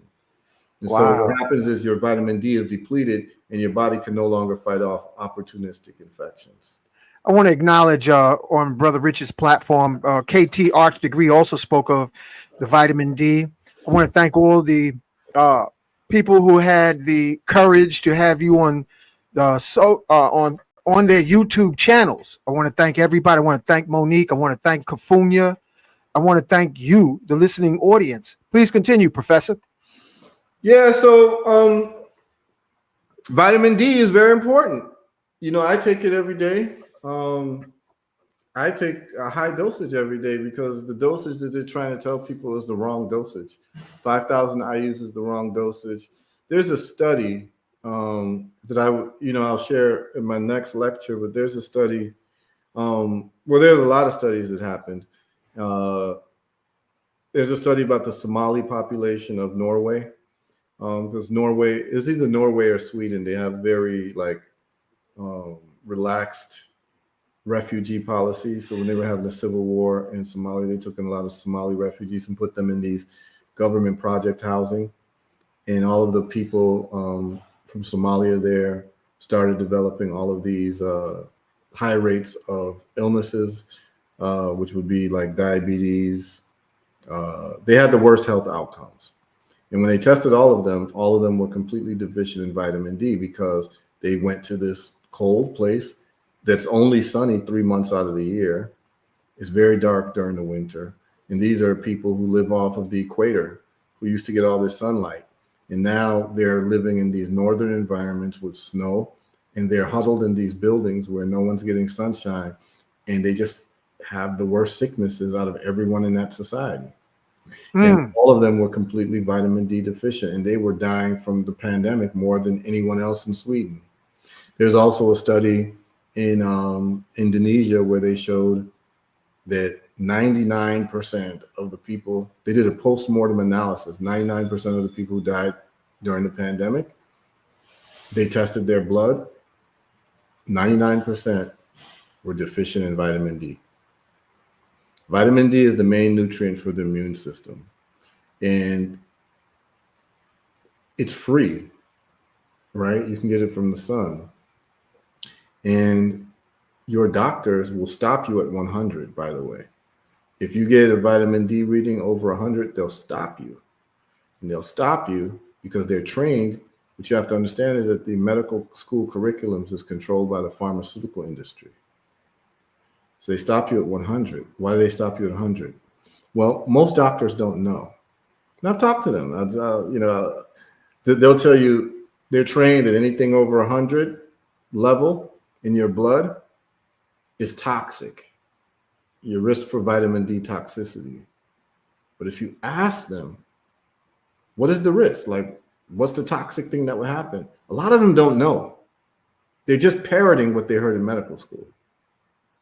About 20% of them will tell you hypercalcemia. Hypercalcemia is just what it sounds like, too much calcium. So what a lot of people don't know is that when you increase vitamin D levels in your blood, a byproduct of that is an increase in calcium. And actually, the best way to get calcium is through vitamin D and not through calcium tablets. Calcium pills actually don't absorb in the body.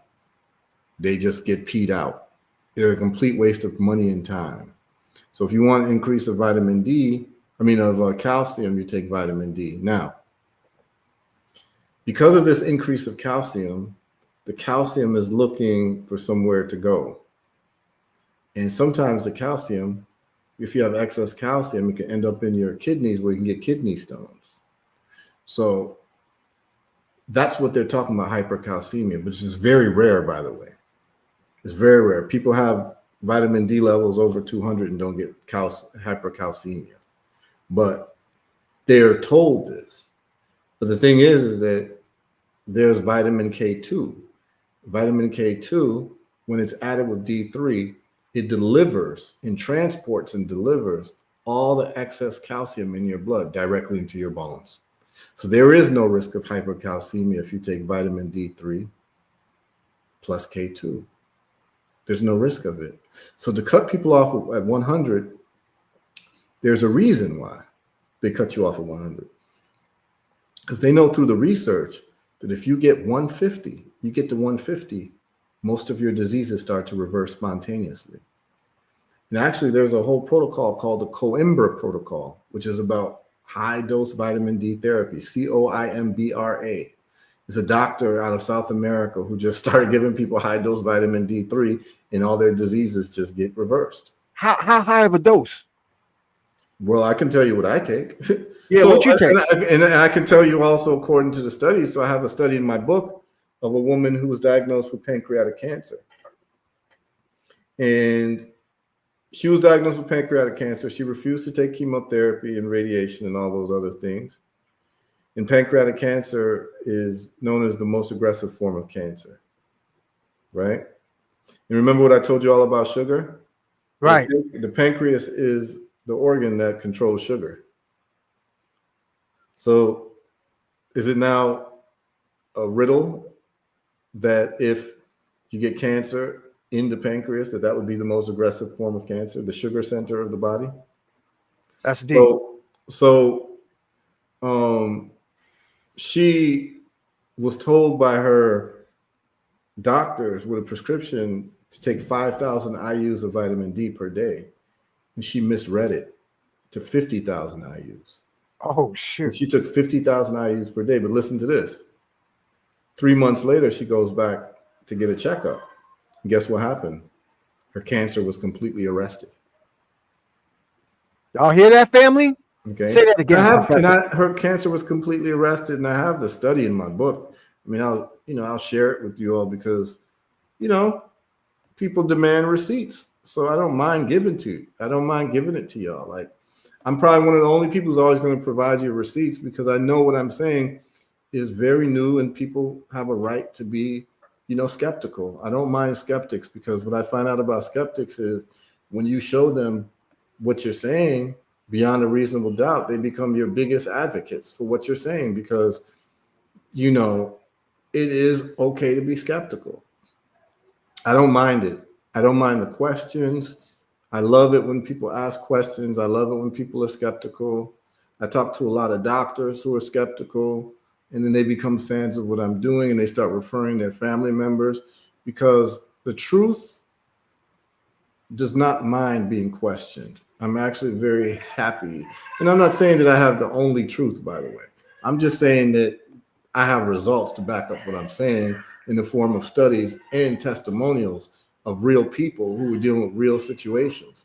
So let me share this with you all right now, because I want to be clear with people that none of this is being made up.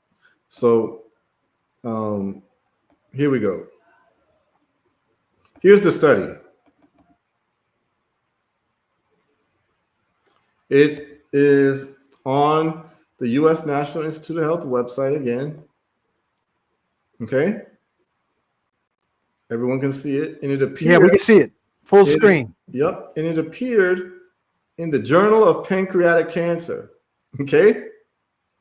And here it is. The incidental, which is basically accidental use of high dose vitamin D3 in pancreatic cancer. That's the title of it.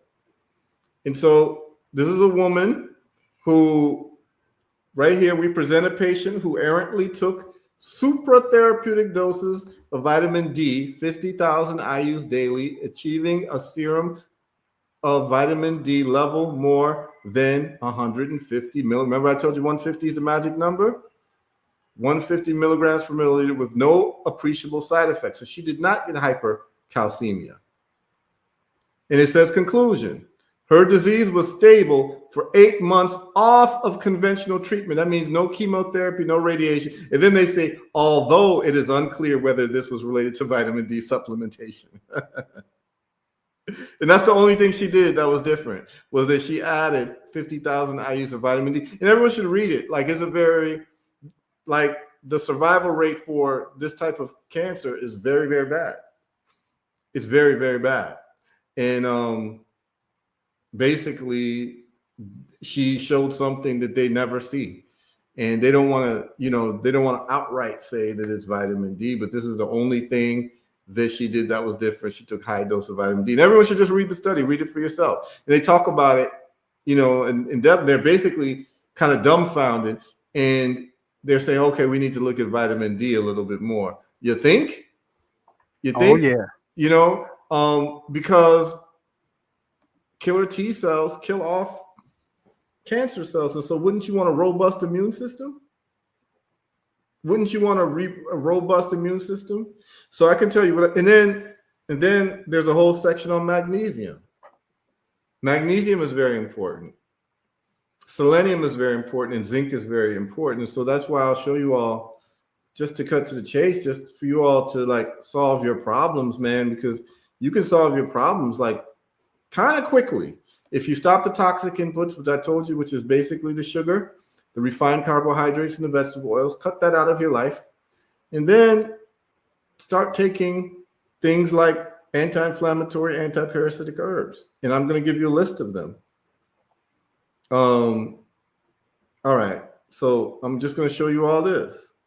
Because the people listening, I mean, you just got to get value for the time that you're spending. So I just want to give you all the resources to look up what I'm talking about, and then just go about your day. You know what I'm saying? And live life with a life full of health and spread it on to your loved ones. So when you go to the shop page, and I'll make this a little bit bigger. Okay, this is what we've done at Herbal Results, man. So we've written a book, Full Guide on Reversing Your Cancer. Has all the studies you need, testimonials, has a full protocol, step-by-step dosages, products, and everything, right?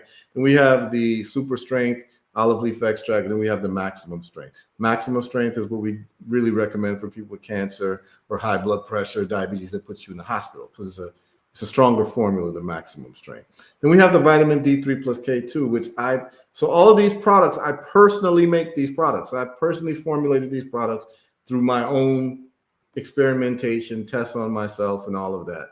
And I think they're the best in the market because I've tested it with other products. And other olive leaf extracts, they use the wrong extraction. They use vegetable glycerin, which is like 3 times weaker than an alcohol extraction. And then they add water to it. Like they dilute it, And the same thing with like vitamin D, they'll add filler. Like none of my products have filler. None of Herbal Results products have filler. It's just whatever the extraction medium is and the actual thing. So vegan vitamin D3, our vitamin D3 comes from lecithin, which is like algae, plant algae. whereas most vitamin D3 comes from sheep wool, which they call lanolin. So we wanted to make it available also for vegans and vegetarians, because omnivores don't care whether it's vegan or vegetarian. They'll take the lanolin, but vegans and vegetarians don't want, sheep products, basically, to have anything from animals. And so because of that, we wanted to make sure this was universally available to people, because it's such an important part of your health that really, if you just do this with the vitamin D3 and then take the magnesium along with it, you've got what you need for your immune system. And it's very strong. It's 1,000 IUs per drop, not dropper.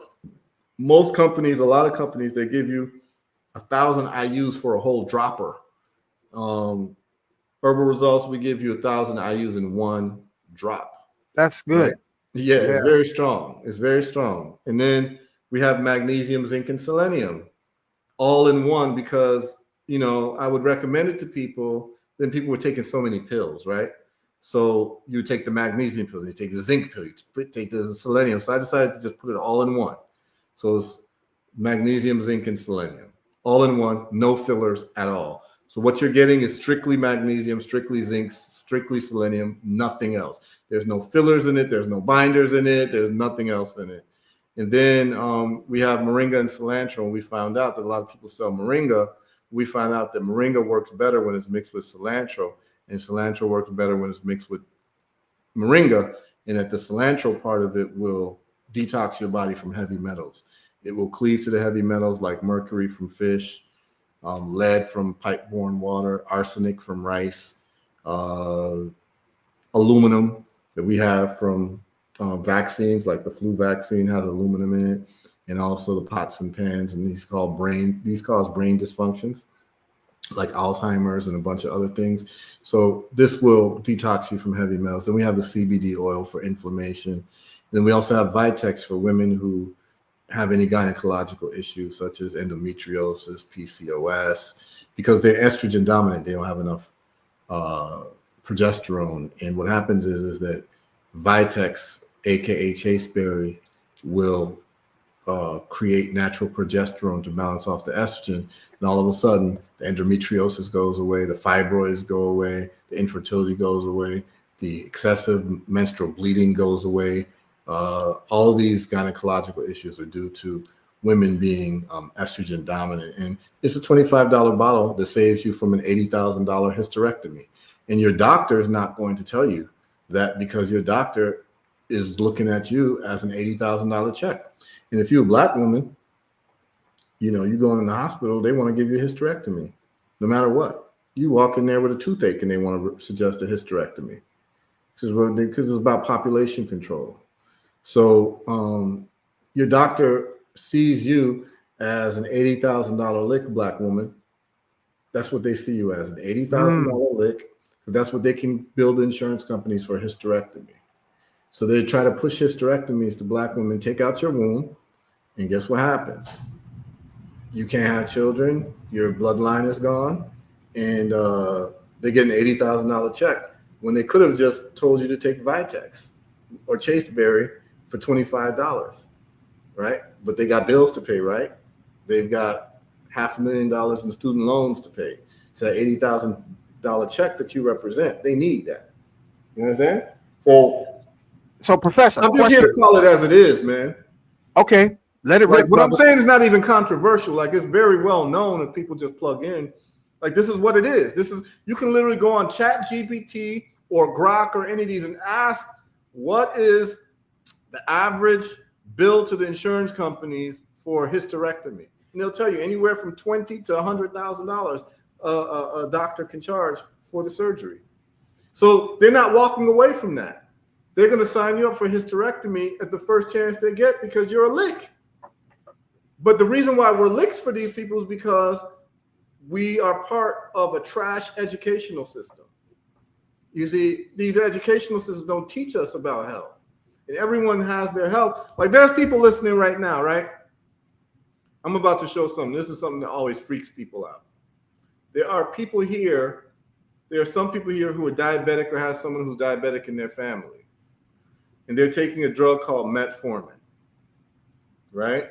I always do this because I need people to know who they're dealing with. And so for every medication, you do the same thing. And I'm about to show you all what you do. All right? And this never gets old. It never gets old. So just go on your search engine. It can be Google. It can be, let's just do Google because that's the best known one, right? And I want you to all just put in metformin side effects. Metformin is the most popular drug for diabetes. And then I want you to scroll down till you see drugs.com, because drugs.com has the best listings of side effects. And it's always going to be the name of the drug, and it's going to say side effects, common, severe, long-term. So if it's lisinopril, it'll say lisinopril, side effects, common, severe, long-term. Here it is, and let's click that. When we click that, we see drugs.com, right? No more, be sure. Metformin side effects. Hank, can you tell me what the first listed side effect here is of metformin? Death. Hypothermia. Mm-hmm. I mean, what Well, more can it be after death? Stop there. You can just stop there. Death is the first listed side effect, y'all, for metformin. Let me make it so you can see most of the screen. Okay, metformin side effects. The first listed side effect is death, right there. Y'all see that? See, I'm not making it up. And this is the most popular diabetes drug, but how many people have been told that death is the first side effect of metformin? And have you been told? And then I can get into the high blood pressure medications where they list that it's going to be 10% of the people are going to get kidney failure. Like I can show you it. I think people have gotten the point that I do provide receipts. So I'm not going to waste too much time going through everything, because I'd be giving you all the full lecture. And this is not meant to be a lecture. It's meant to be a conversation. But I know many people are hearing me for the first time, so they don't know who they're hearing. But you're listening to somebody who really does this. And I don't just point out the problems. I point out the solutions, and I show you receipts of the solutions. And the solutions are very inexpensive. So, for instance, when you go to my testimonials page and you listen to the interview with Dr. Nave, who had the stage, he's the doctor of internal medicine out of Chicago, who had the stage 4 lung cancer spread to his brain. At the end of the interview, we actually do a calculation of how much money he spent to reverse his cancer using the things that I was talking about, the protocol. And you know how much it was? It was about $300. Say it again. It was about $300. Wow. Wow. And I want people to listen to the interview because it's him talking about it. He talks about how much money he spent buying the olive leaf extract, getting the different herbs. And so now let me give you all a list of the herbs, because people are listening. Might as well give you the information. This is family talking, right? It's family, right? So I can give family information, right? The antiparasitics that you want to use. By the way, every single antiparasitic that you can think of, whether it is pharmaceutical or it is natural, all of them have studies on the National Institute of Health website showing how they kill cancer. Wow. All of them. So that would be on the pharmaceutical side, ivermectin, fenbendazole, albendazole, mebendazole. On the natural side, that would be olive leaf extract, black seed oil, which they call Nigella sativa, Artemisia annua, which they call sweet wormwood, artemisinin, which is a part of Artemisia annua, garlic, the active ingredient being something called allicin. And you would have ginger, you would have soursop leaves. Jamaica, you would have guinea hen weed. You would have baking soda is antiparasitic, and it also kills cancer. And then you'd have, and they have studies on all of this. You'd have, I mean, there's so many things. You have neem, like there's so many different things that are antiparasitic that have research that it kills kids, because they've determined that cancer is actually a parasite. And they have studies from 1891 that shows that cancer is a parasite. And let me just share one of those studies, because this has been known, it's just been kept away from people. So I mean, I can go on and on to the break of dawn, but I'm just going to show you all an 1891 study. New England Journal of Medicine, right? So it's not like I'm coming up with like, you know, like non-reputable sources and like these are studies that like, you know, someone non-reputable. I'm using their own words against them, right? Everything that I show you is the establishment's words that I use against them. It's just that people have not, I guess, bothered to look into it. But look at this. I'm going to share this. Can you see this, Hank? Yep, pulling it up full screen. New England Journal of Medicine. The Parasitic Origin of Cancer. J. Collins Warren, published January 15th, 1891. Okay? So this has been written about and known since 1891. And I have studies from 2020, 2022 talking about the parasitic origin of cancer. And what I'm going to do is I'm going to even just do you all one extra because you all can do this. We're going to go to google.com again, and all you got to do is this. This is all you got to do. I'm going to share a screen again. Google. And I just want y'all to just do this exercise. Put in cancer and then the word parasites and tell me what you find. Cancer and then the word parasites. Check this out.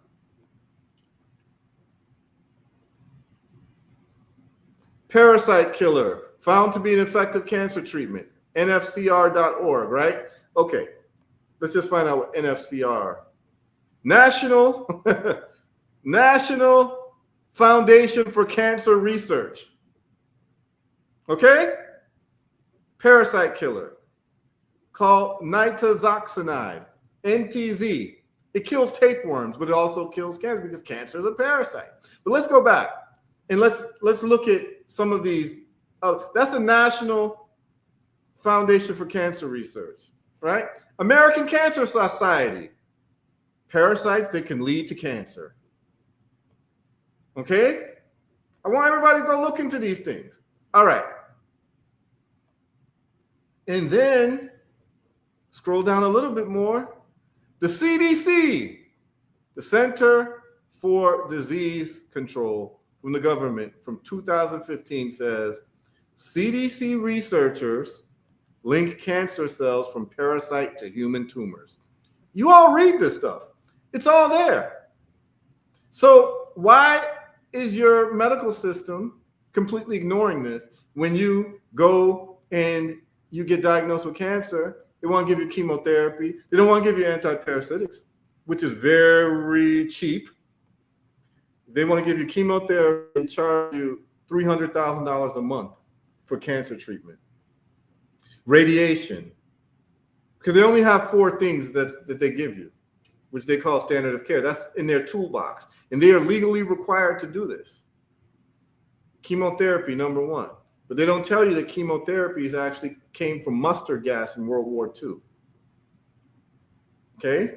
They don't tell you that. They don't tell you that when chemotherapy spills on a hospital floor, they have to evacuate the whole floor because it's so toxic. And the only people who can clean it up are people in hazmat suits. Anyone who's worked on a hospital floor in a cancer ward knows this. But this is what they're pumping into bodies of people who've already gotten illness, and they're supposed to survive this. And then radiation. We all know about Chernobyl, and we all know that the dentist runs out of the room whenever you have to do a radiation scan of your teeth. They run out of the room. So this radiation is supposed to heal you, but they run out of the room when the radiation comes on to do an x-ray. Okay? And then number 3 is surgery.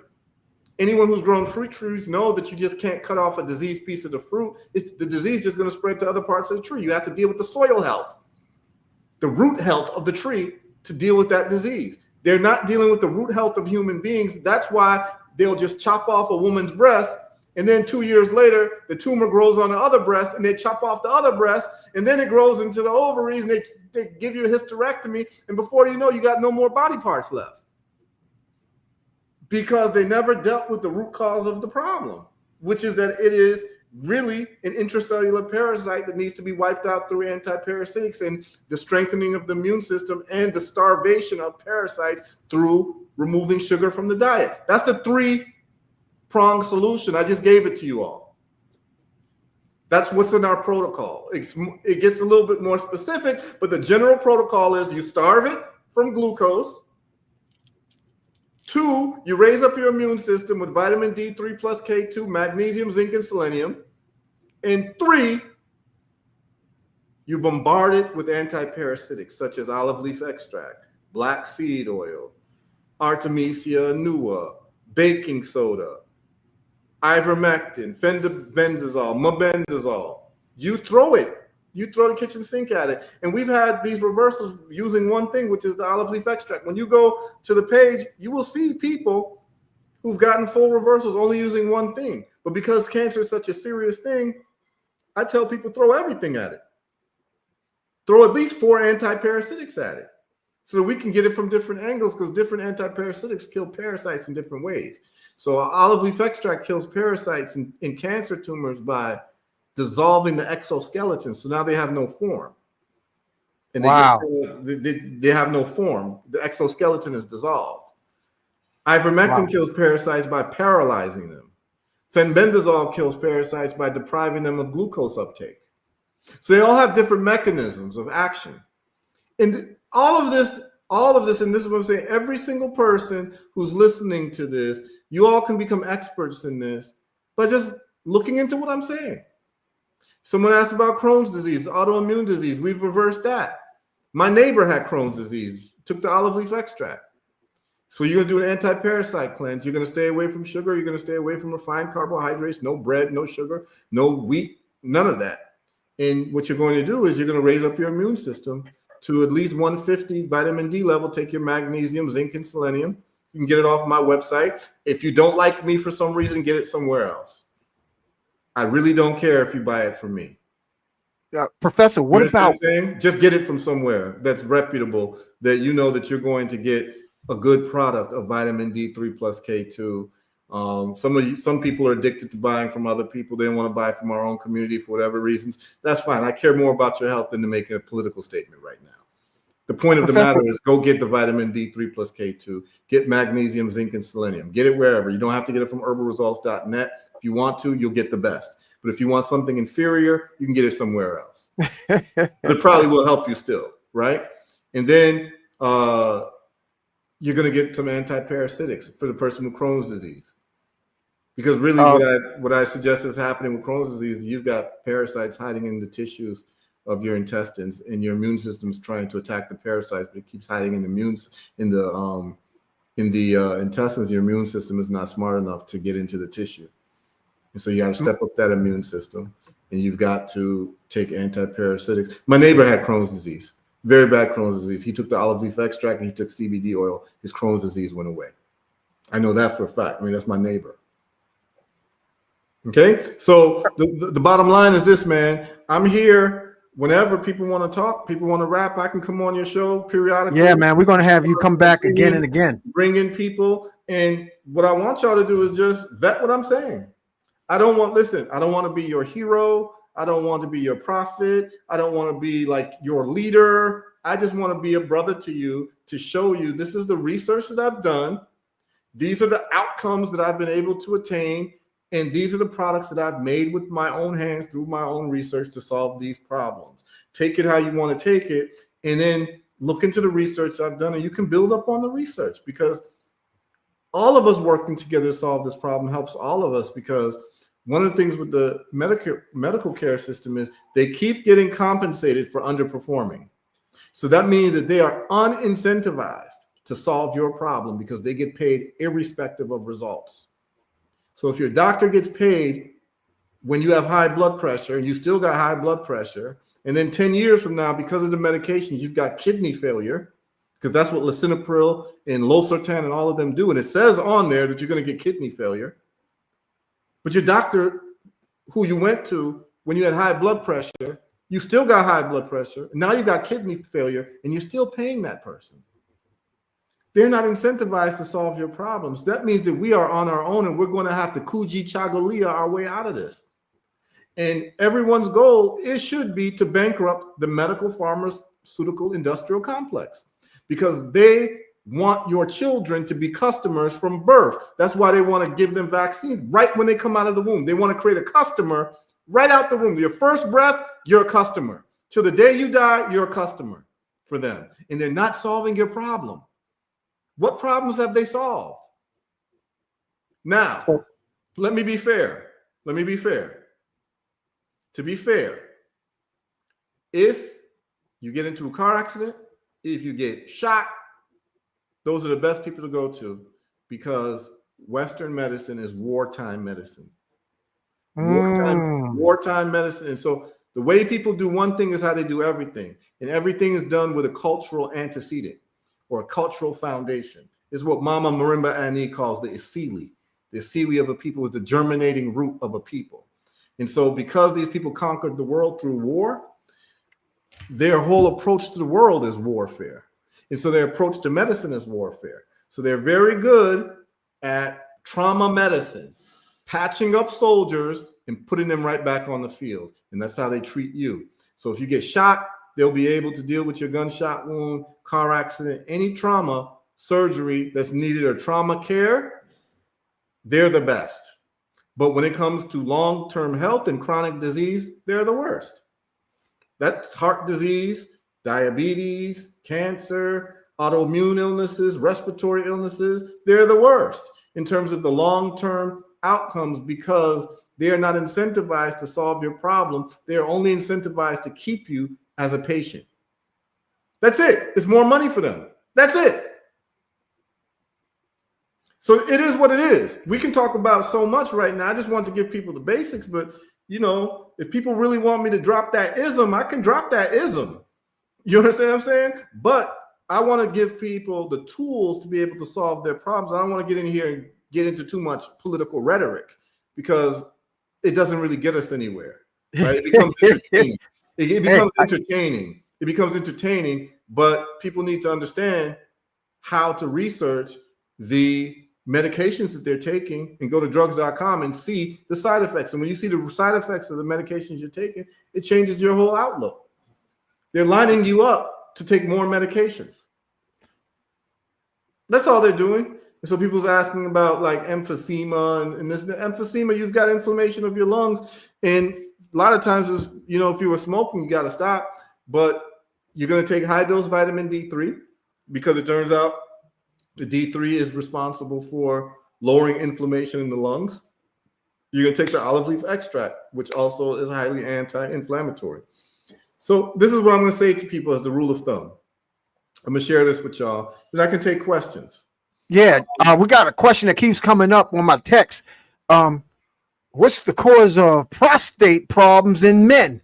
And what's the Yeah, I'll get into that. So look, this is what I'm gonna say to most of y'all. Y'all see this right here? Yeah. Okay. For most problems, high blood pressure, diabetes, cancer, these is what you're gonna need. These three. The olive leaf extract. If yours is really bad, you get the maximum strength.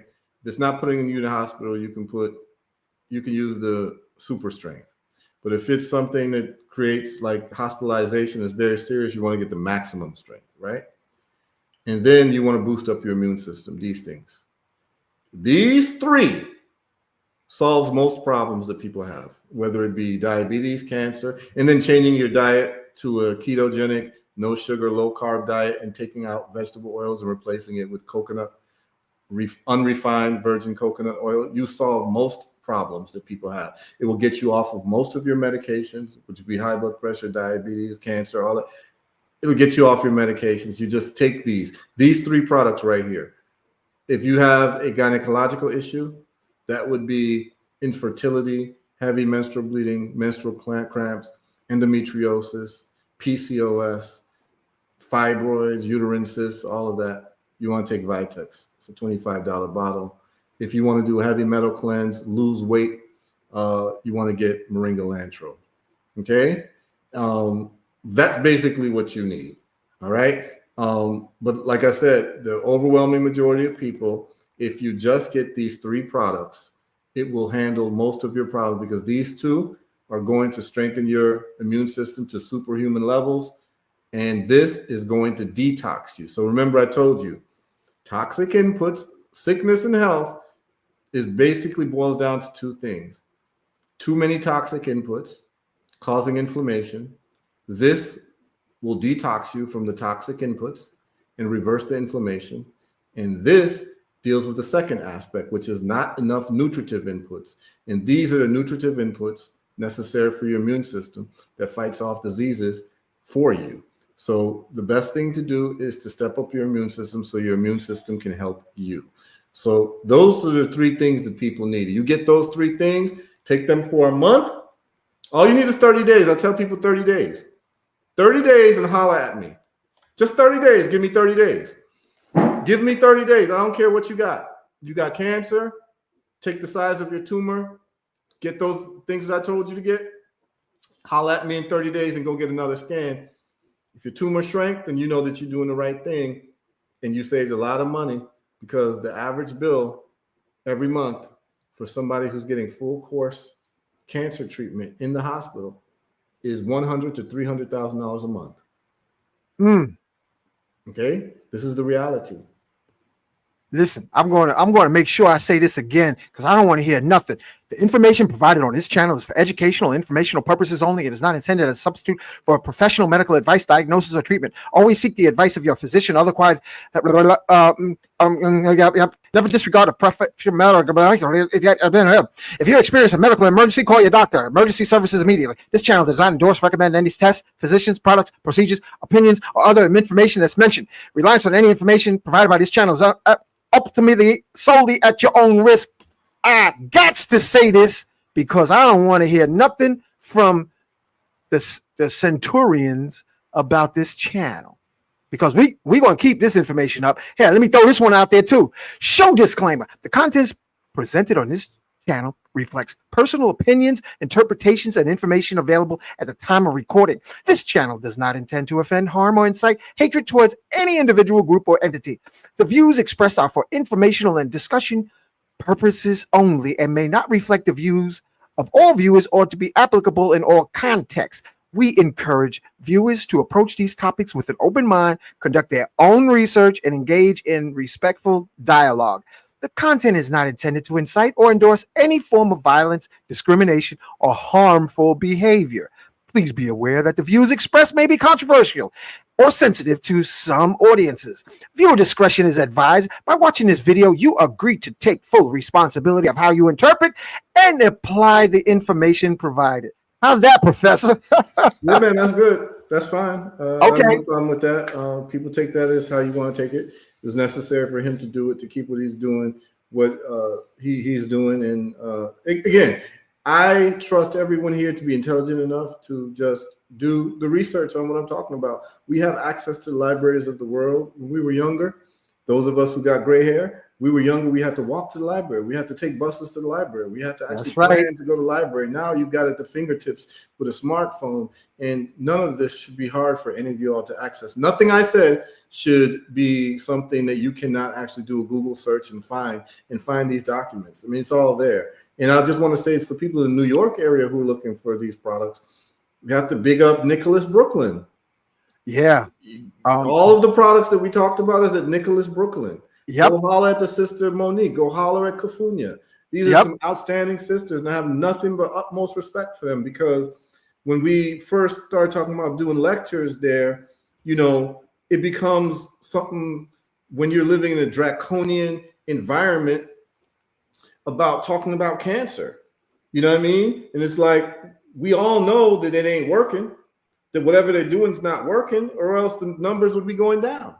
The World Health Organization says that by 2050, the rates of cancer are going to go up 70% or double in cancer deaths. So that means that their theory of cancer can't be the correct theory of cancer.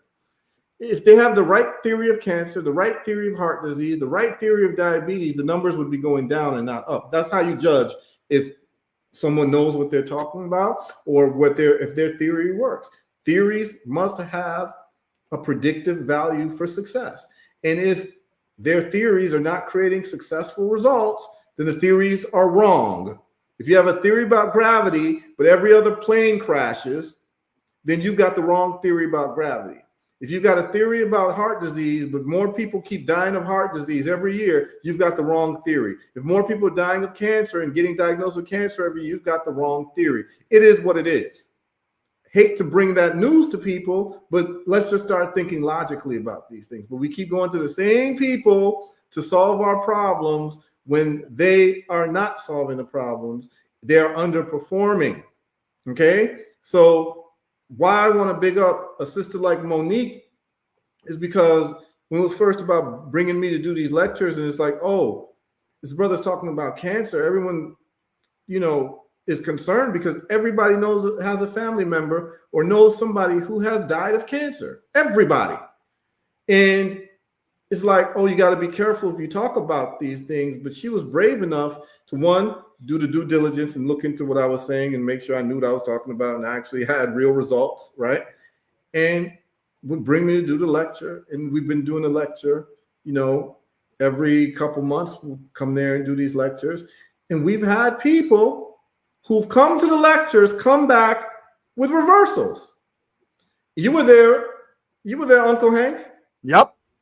Tell them about the reversal. Yo, they were testifying like we was at church on Sunday. Yeah. There was a stage 4 colorectal cancer reversal. And it was someone who attended the last lecture that we did. Yep, sure did. The brother came up to me. He was very concerned. He had stage 4 colon. I told him exactly what to do. The brother's name is Shout Sheldon. out to brother Leo brother from Queens. Brother's name is Sheldon, and he came and told his testimonial. And the doctors are all shocked and surprised and can't believe it and think he's some specimen of miraculous, whatever, this and that. And this is the running thread that you'll see with most of the people who've gotten reversals on my website. The doctors can't believe it. Oh, I've been doing this for 30 years. I've never seen someone with a reversal like this and blah, blah, blah, because they're not trained towards the proper theory of cancer. They're trained towards a mutagenic theory of cancer, which is based on the mutation of uncontrolled division of somatic cells. And that's not going anywhere in terms of results. So we have a parasitic theory. We have our own theory that it's really caused by a metabolic parasite that feeds off of glucose. And when you start treating it that way and stepping up the immune system and depriving it of those foods, you start getting results, man. And we're going to keep doing these results. People will say, oh, you got to be careful, man. They're going to come after you. Da, da, da, da, da. Number one, I don't care. If every man has to be confronted with, like, what is he willing to, like, actually live for, fight for, and die for? And so are you saying to me that if I know how to save millions of people's lives, I should keep it to myself just to save my own? Right? To me, it's not. It's like that's a no. That's not even a question. Of course, I would give up my life to save 1 million people's lives. I would do that in a heartbeat, because guess what? All my heroes did that. That's right. All the people I care about, who I study, the Marcus Garveys, the Malcolm X's, the Ibrahim Toure, all of these people put their life aside for the benefit of other people's lives. And that's what a parent does for a child anyway. That's the highest statement of love. Every parent would sacrifice their life for their child. So if I'm living in this world and I'm seeing family members and neighbors and my community and people suffering of diabetes and high blood pressure and cancer, and they don't need to because no one ever told them what the true cause of their problem was, and I'm supposed to keep it to myself because I'm scared of some pharmaceutical gangsters, like what does that say about me? What does that say about my manhood or my humanity? Like, at some point, the masses of people are going to have to start saying no. Like, no, you can't scare us. You can't, like, you're going to, what do you expect me to do? You want me to be quiet? You want me to, here's the crazy thing. Everything I'm saying is not my own words. These are the words of the scientific studies on the US government website. I just showed you the CDC website talking about parasites and cancer. The American Cancer Association talking about parasites and cancer. When I say it becomes controversial, I'm only repeating what's in these studies. Vitamin D in cancer, magnesium in cancer, antiparasitics in cancer. These are all studies, but these doctors that you are forced to listen to want to play dumb. They want to play dumb with you and put you on insulin for diabetes when your problem is insulin resistance in the first place, and it doesn't solve the problem. You got high blood pressure and they never told you it was because of your arterial walls, but they want to give you cholesterol medication that ends up giving you Alzheimer's because the brain needs cholesterol and they're artificially lowering your cholesterol. And now grandma and granny can't remember anything, and it's the cholesterol medication. Instead of withdrawing the cholesterol medication, the doctor who gave them the cholesterol medication, which in turn gave them the Alzheimer's, now wants to give them Alzheimer's medication. You see how this thing goes on? So next time you see a doctor, ask them, Doc, I would like to solve this high blood pressure problem without any pharmaceuticals. Can you give me any suggestions? They have nothing to say. I would like to solve this diabetes problem without any pharmaceuticals. Do you have anything to say? They have nothing to say because they're only trained to enrich pharmaceutical companies. They're not taught about nutrition. They're not taught about herbs. They're not taught about vitamins and minerals. They're taught about this disease A, match it with this pharmaceutical B. That's it. That's it. Or surgery, cut something out your body. That's it. That's all they got for you. So when you all get tired of that, come holler at me. Yo, come holler at someone like me. It's not just me because there's other people doing good work. I don't want to be here like, oh, I got all the answers and this and that. Whoever can show you results, go to them. But they got to show you results, not written sentences of, Tammy from Oklahoma, like, no, you got to see videos of people, real people telling their story, man. And if people can provide you that, that's who you go to. And if they were able to do it without medication, no toxicity, no bad side effects, and this person is consistently showing you evidence of this, that's who you go to. I'm not the only one. I shouldn't be the only one. It is a sad day if I am. Whoever is able to show you consistency of results, quality of results, of solving terminal illnesses without medications, without toxic ingredients, and doing it consistently, that's your doctor. That's your healer. Find them. It's your duty. And it's also your duty to become that for your family. Everything I've learned on my own because I had a zeal for this.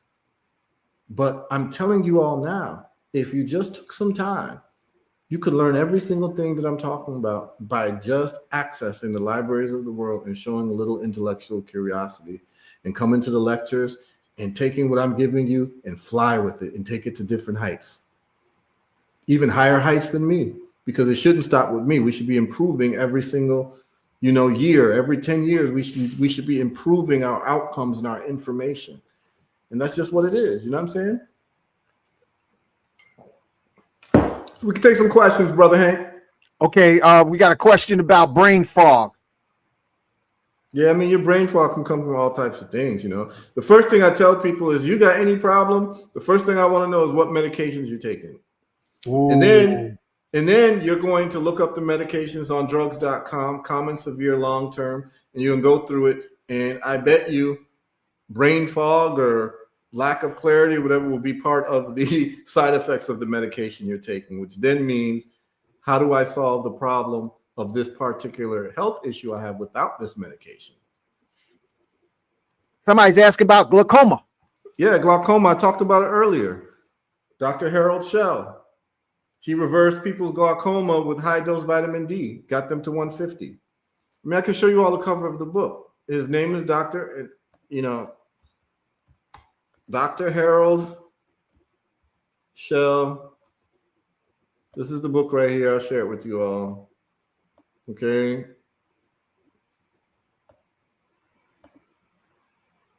Let me share the screen with y'all. So I like to provide receipts. So here we go.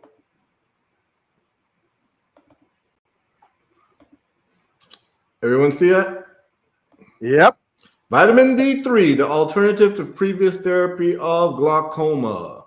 Revolutionize the newest findings. That's by Dr. Harold Shell, Oh, that's hot, 2018. man. Let me make my screen bigger so I can see with my eyeballs. Okay. Everything is sunshine, family. Look what the Okay. Professor Heru is saying. Big time sunshine. Yep. Get your vitamin D3 levels to 150. All these things start reversing. Glaucoma was one of them. Autoimmune diseases Wow. was part of it too. And it's all in that book that I just showed you all. So you want to take now here's the thing about vitamin D3. If you take vitamin D3, it absorbs better if you take magnesium along with it. So they go hand in hand. Increased vitamin D3 depletes your magnesium because the body needs magnesium to help absorb vitamin D3. So it will deplete it in your body. So you need to supplement with magnesium. And the best magnesium is magnesium glycinate, which I have at herbalresults.net. So, I mean, you know what I'm saying? Like we kind of did everything so that you all don't have to do any of the work. It's all there for you. So I would just tell you, look into it, step up your vitamin D3 and take some magnesium along with it. And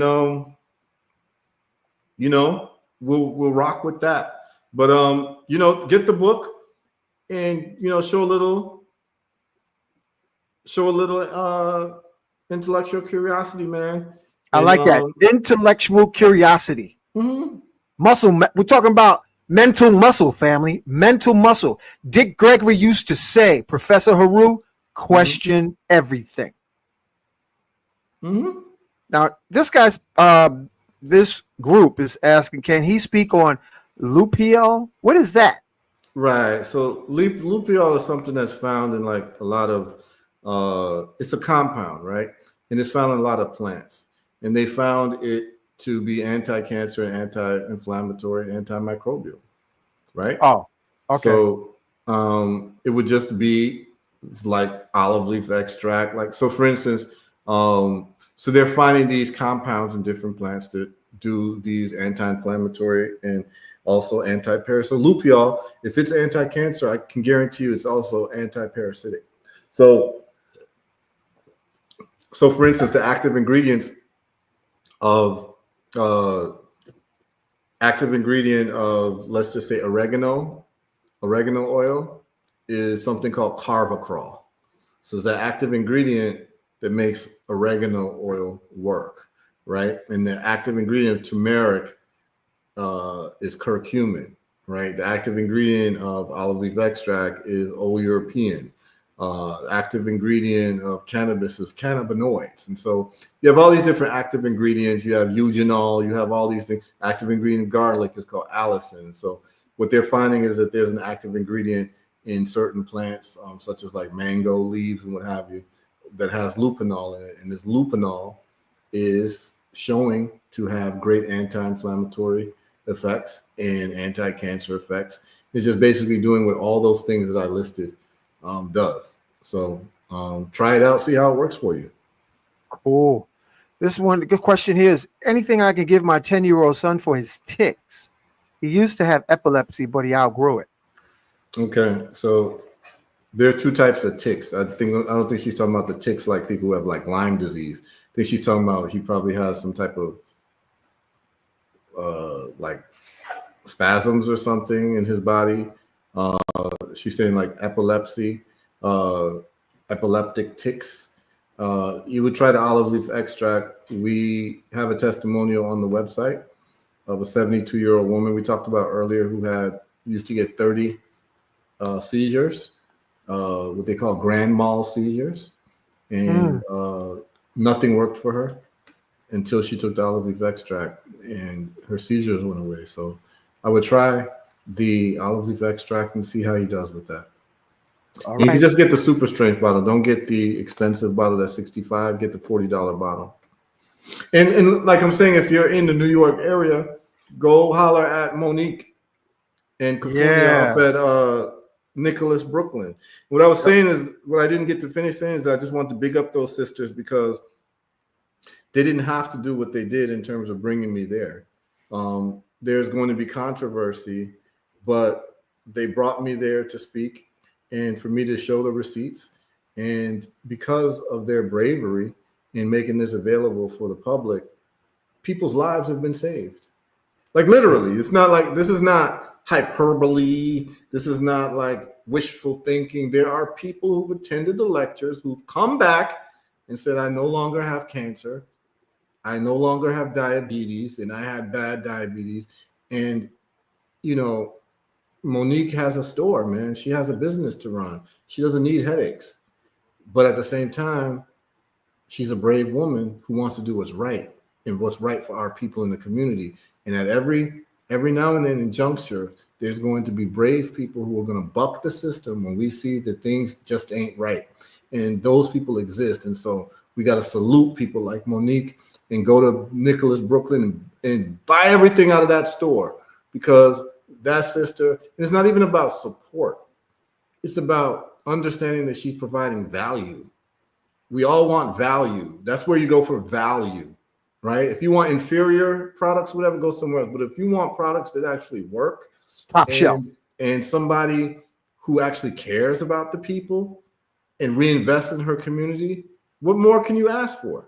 That's who you'd want. That's who you'd want your daughter to grow up to be like Monique, to grow up to be like Kafunya. That's who you'd want. And these are the people that we have to enrich, because we spend too much time enriching people who don't give a damn about us. You know, it's not that black folks ain't got money. It's just the wrong black folks got money. You understand what I'm saying? So we need to see a Nicholas Brooklyn in Queens. We need to see Nicholas Queens. We need to see a franchise all around the country, because there's a certain standard of excellence and a certain standard of information that you're going to get. And I would love to see our sister Monique become a billionaire and franchise. You know, if you can have a McDonald's franchise, why you can't have a Nicholas franchise across the world? Facts. You understand what I'm saying? And so this is what we want to do, man. We want to enrich those who love and care for us and bankrupt those who despise us. That's a sensible people. And so I want people to start engaging in economic violence.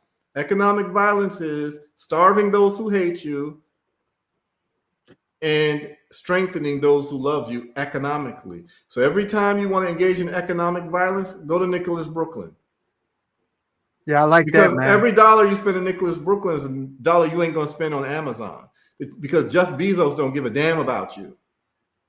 You understand? Go get it from Nicholas Brooklyn. Don't get it from Jeff Bezos and Amazon. And if you're not in New York, go to herbalresults.net and get it. But if you're in New York, the reason the benefit of going straight to Nicholas Brooklyn, you don't have to wait on shipping. See, if you order from our website, you got to wait a couple of days for shipping. So if you're in the New York area, just go to Nicholas Brooklyn. Monique, she ships like within minutes, family.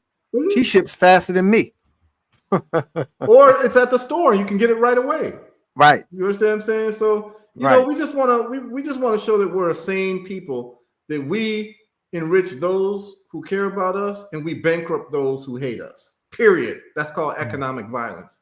We could have a whole talk about economics and the velocity of money another time. But the point of the matter is that you have to, in the universe does this in the marketplace, people who provide value are rewarded. And see, this is why a lot of people who listening are going to go on Herbal Results or go to Nicholas Brooklyn and get these products. You know why? Is because many people who've heard this for the first time, they've gotten more value than they've ever gotten listening to a show. They've gotten real value. This has not just been entertainment or making you laugh or making you get hyped up and mad at the system. I'm showing you the real tools to solve your problem.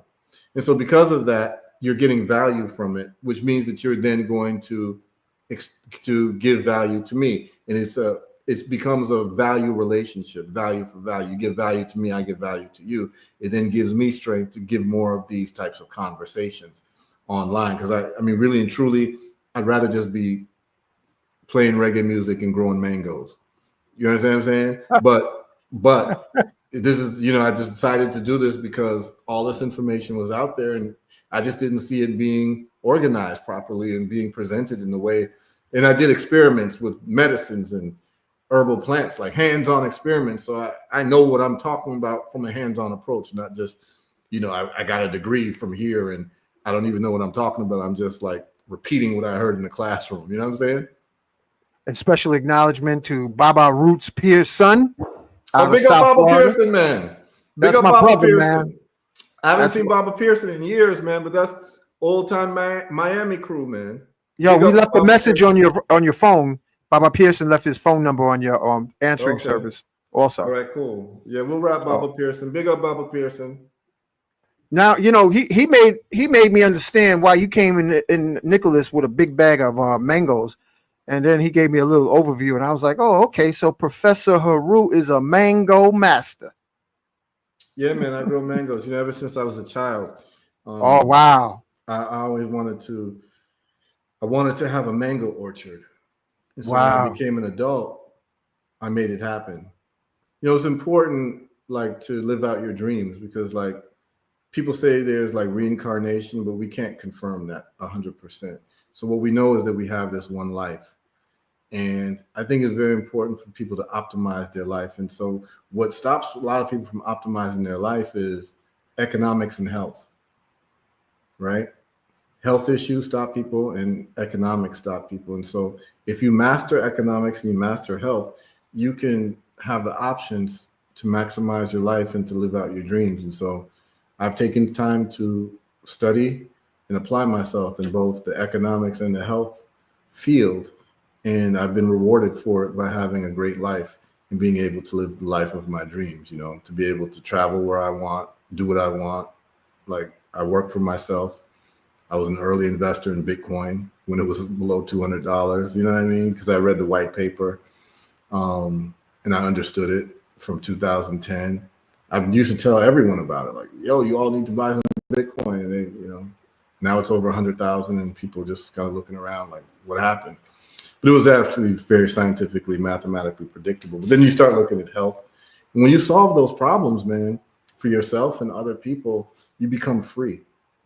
So I'm a very free man.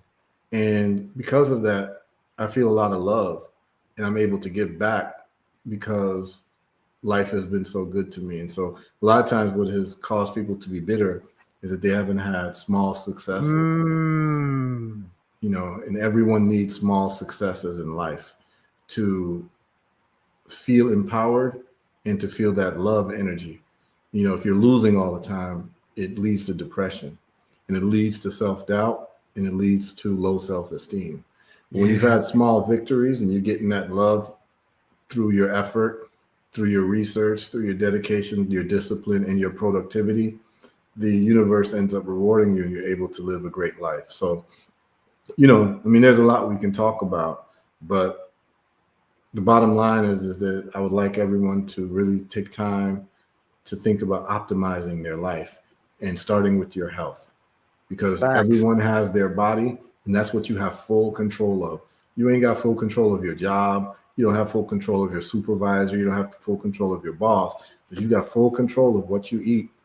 You got full control of what supplements you take. You got full control of how much you exercise. You've got full control of these things that you can do for your health, man. And so let's just start with first principles thinking. Let's start with what you can control. Forget about what everyone else thinks about politics and Trump and this and that. You can't control what Trump is going to do tomorrow. You can't control what people are fighting about on social media, but you can control how many push-ups you did today. You can control how much sugar you ate today. You can control how many anti-parasitics you took today or anti-inflammatory herbs you took today. If you start doing those types of things, you start finding out, you start feeling better, you start loving better, you start looking younger, you start sleeping better, you start enjoying this life and seeing how beautiful this world really can be, where you have a glass half full approach instead of a glass half empty approach. I like that, bro. Yeah, man. You know, that reminds me of the biblical scripture. Family, listen to this. Because, you know, our communities, we got an epidemic of gossip. There's a biblical scripture, family. Know ye by the fruit of their labor. Know ye by the fruit of their labor.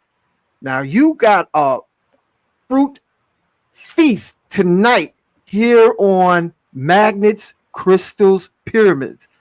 Just don't suck this info and swallow and keep it to yourself. Be like Professor Heru.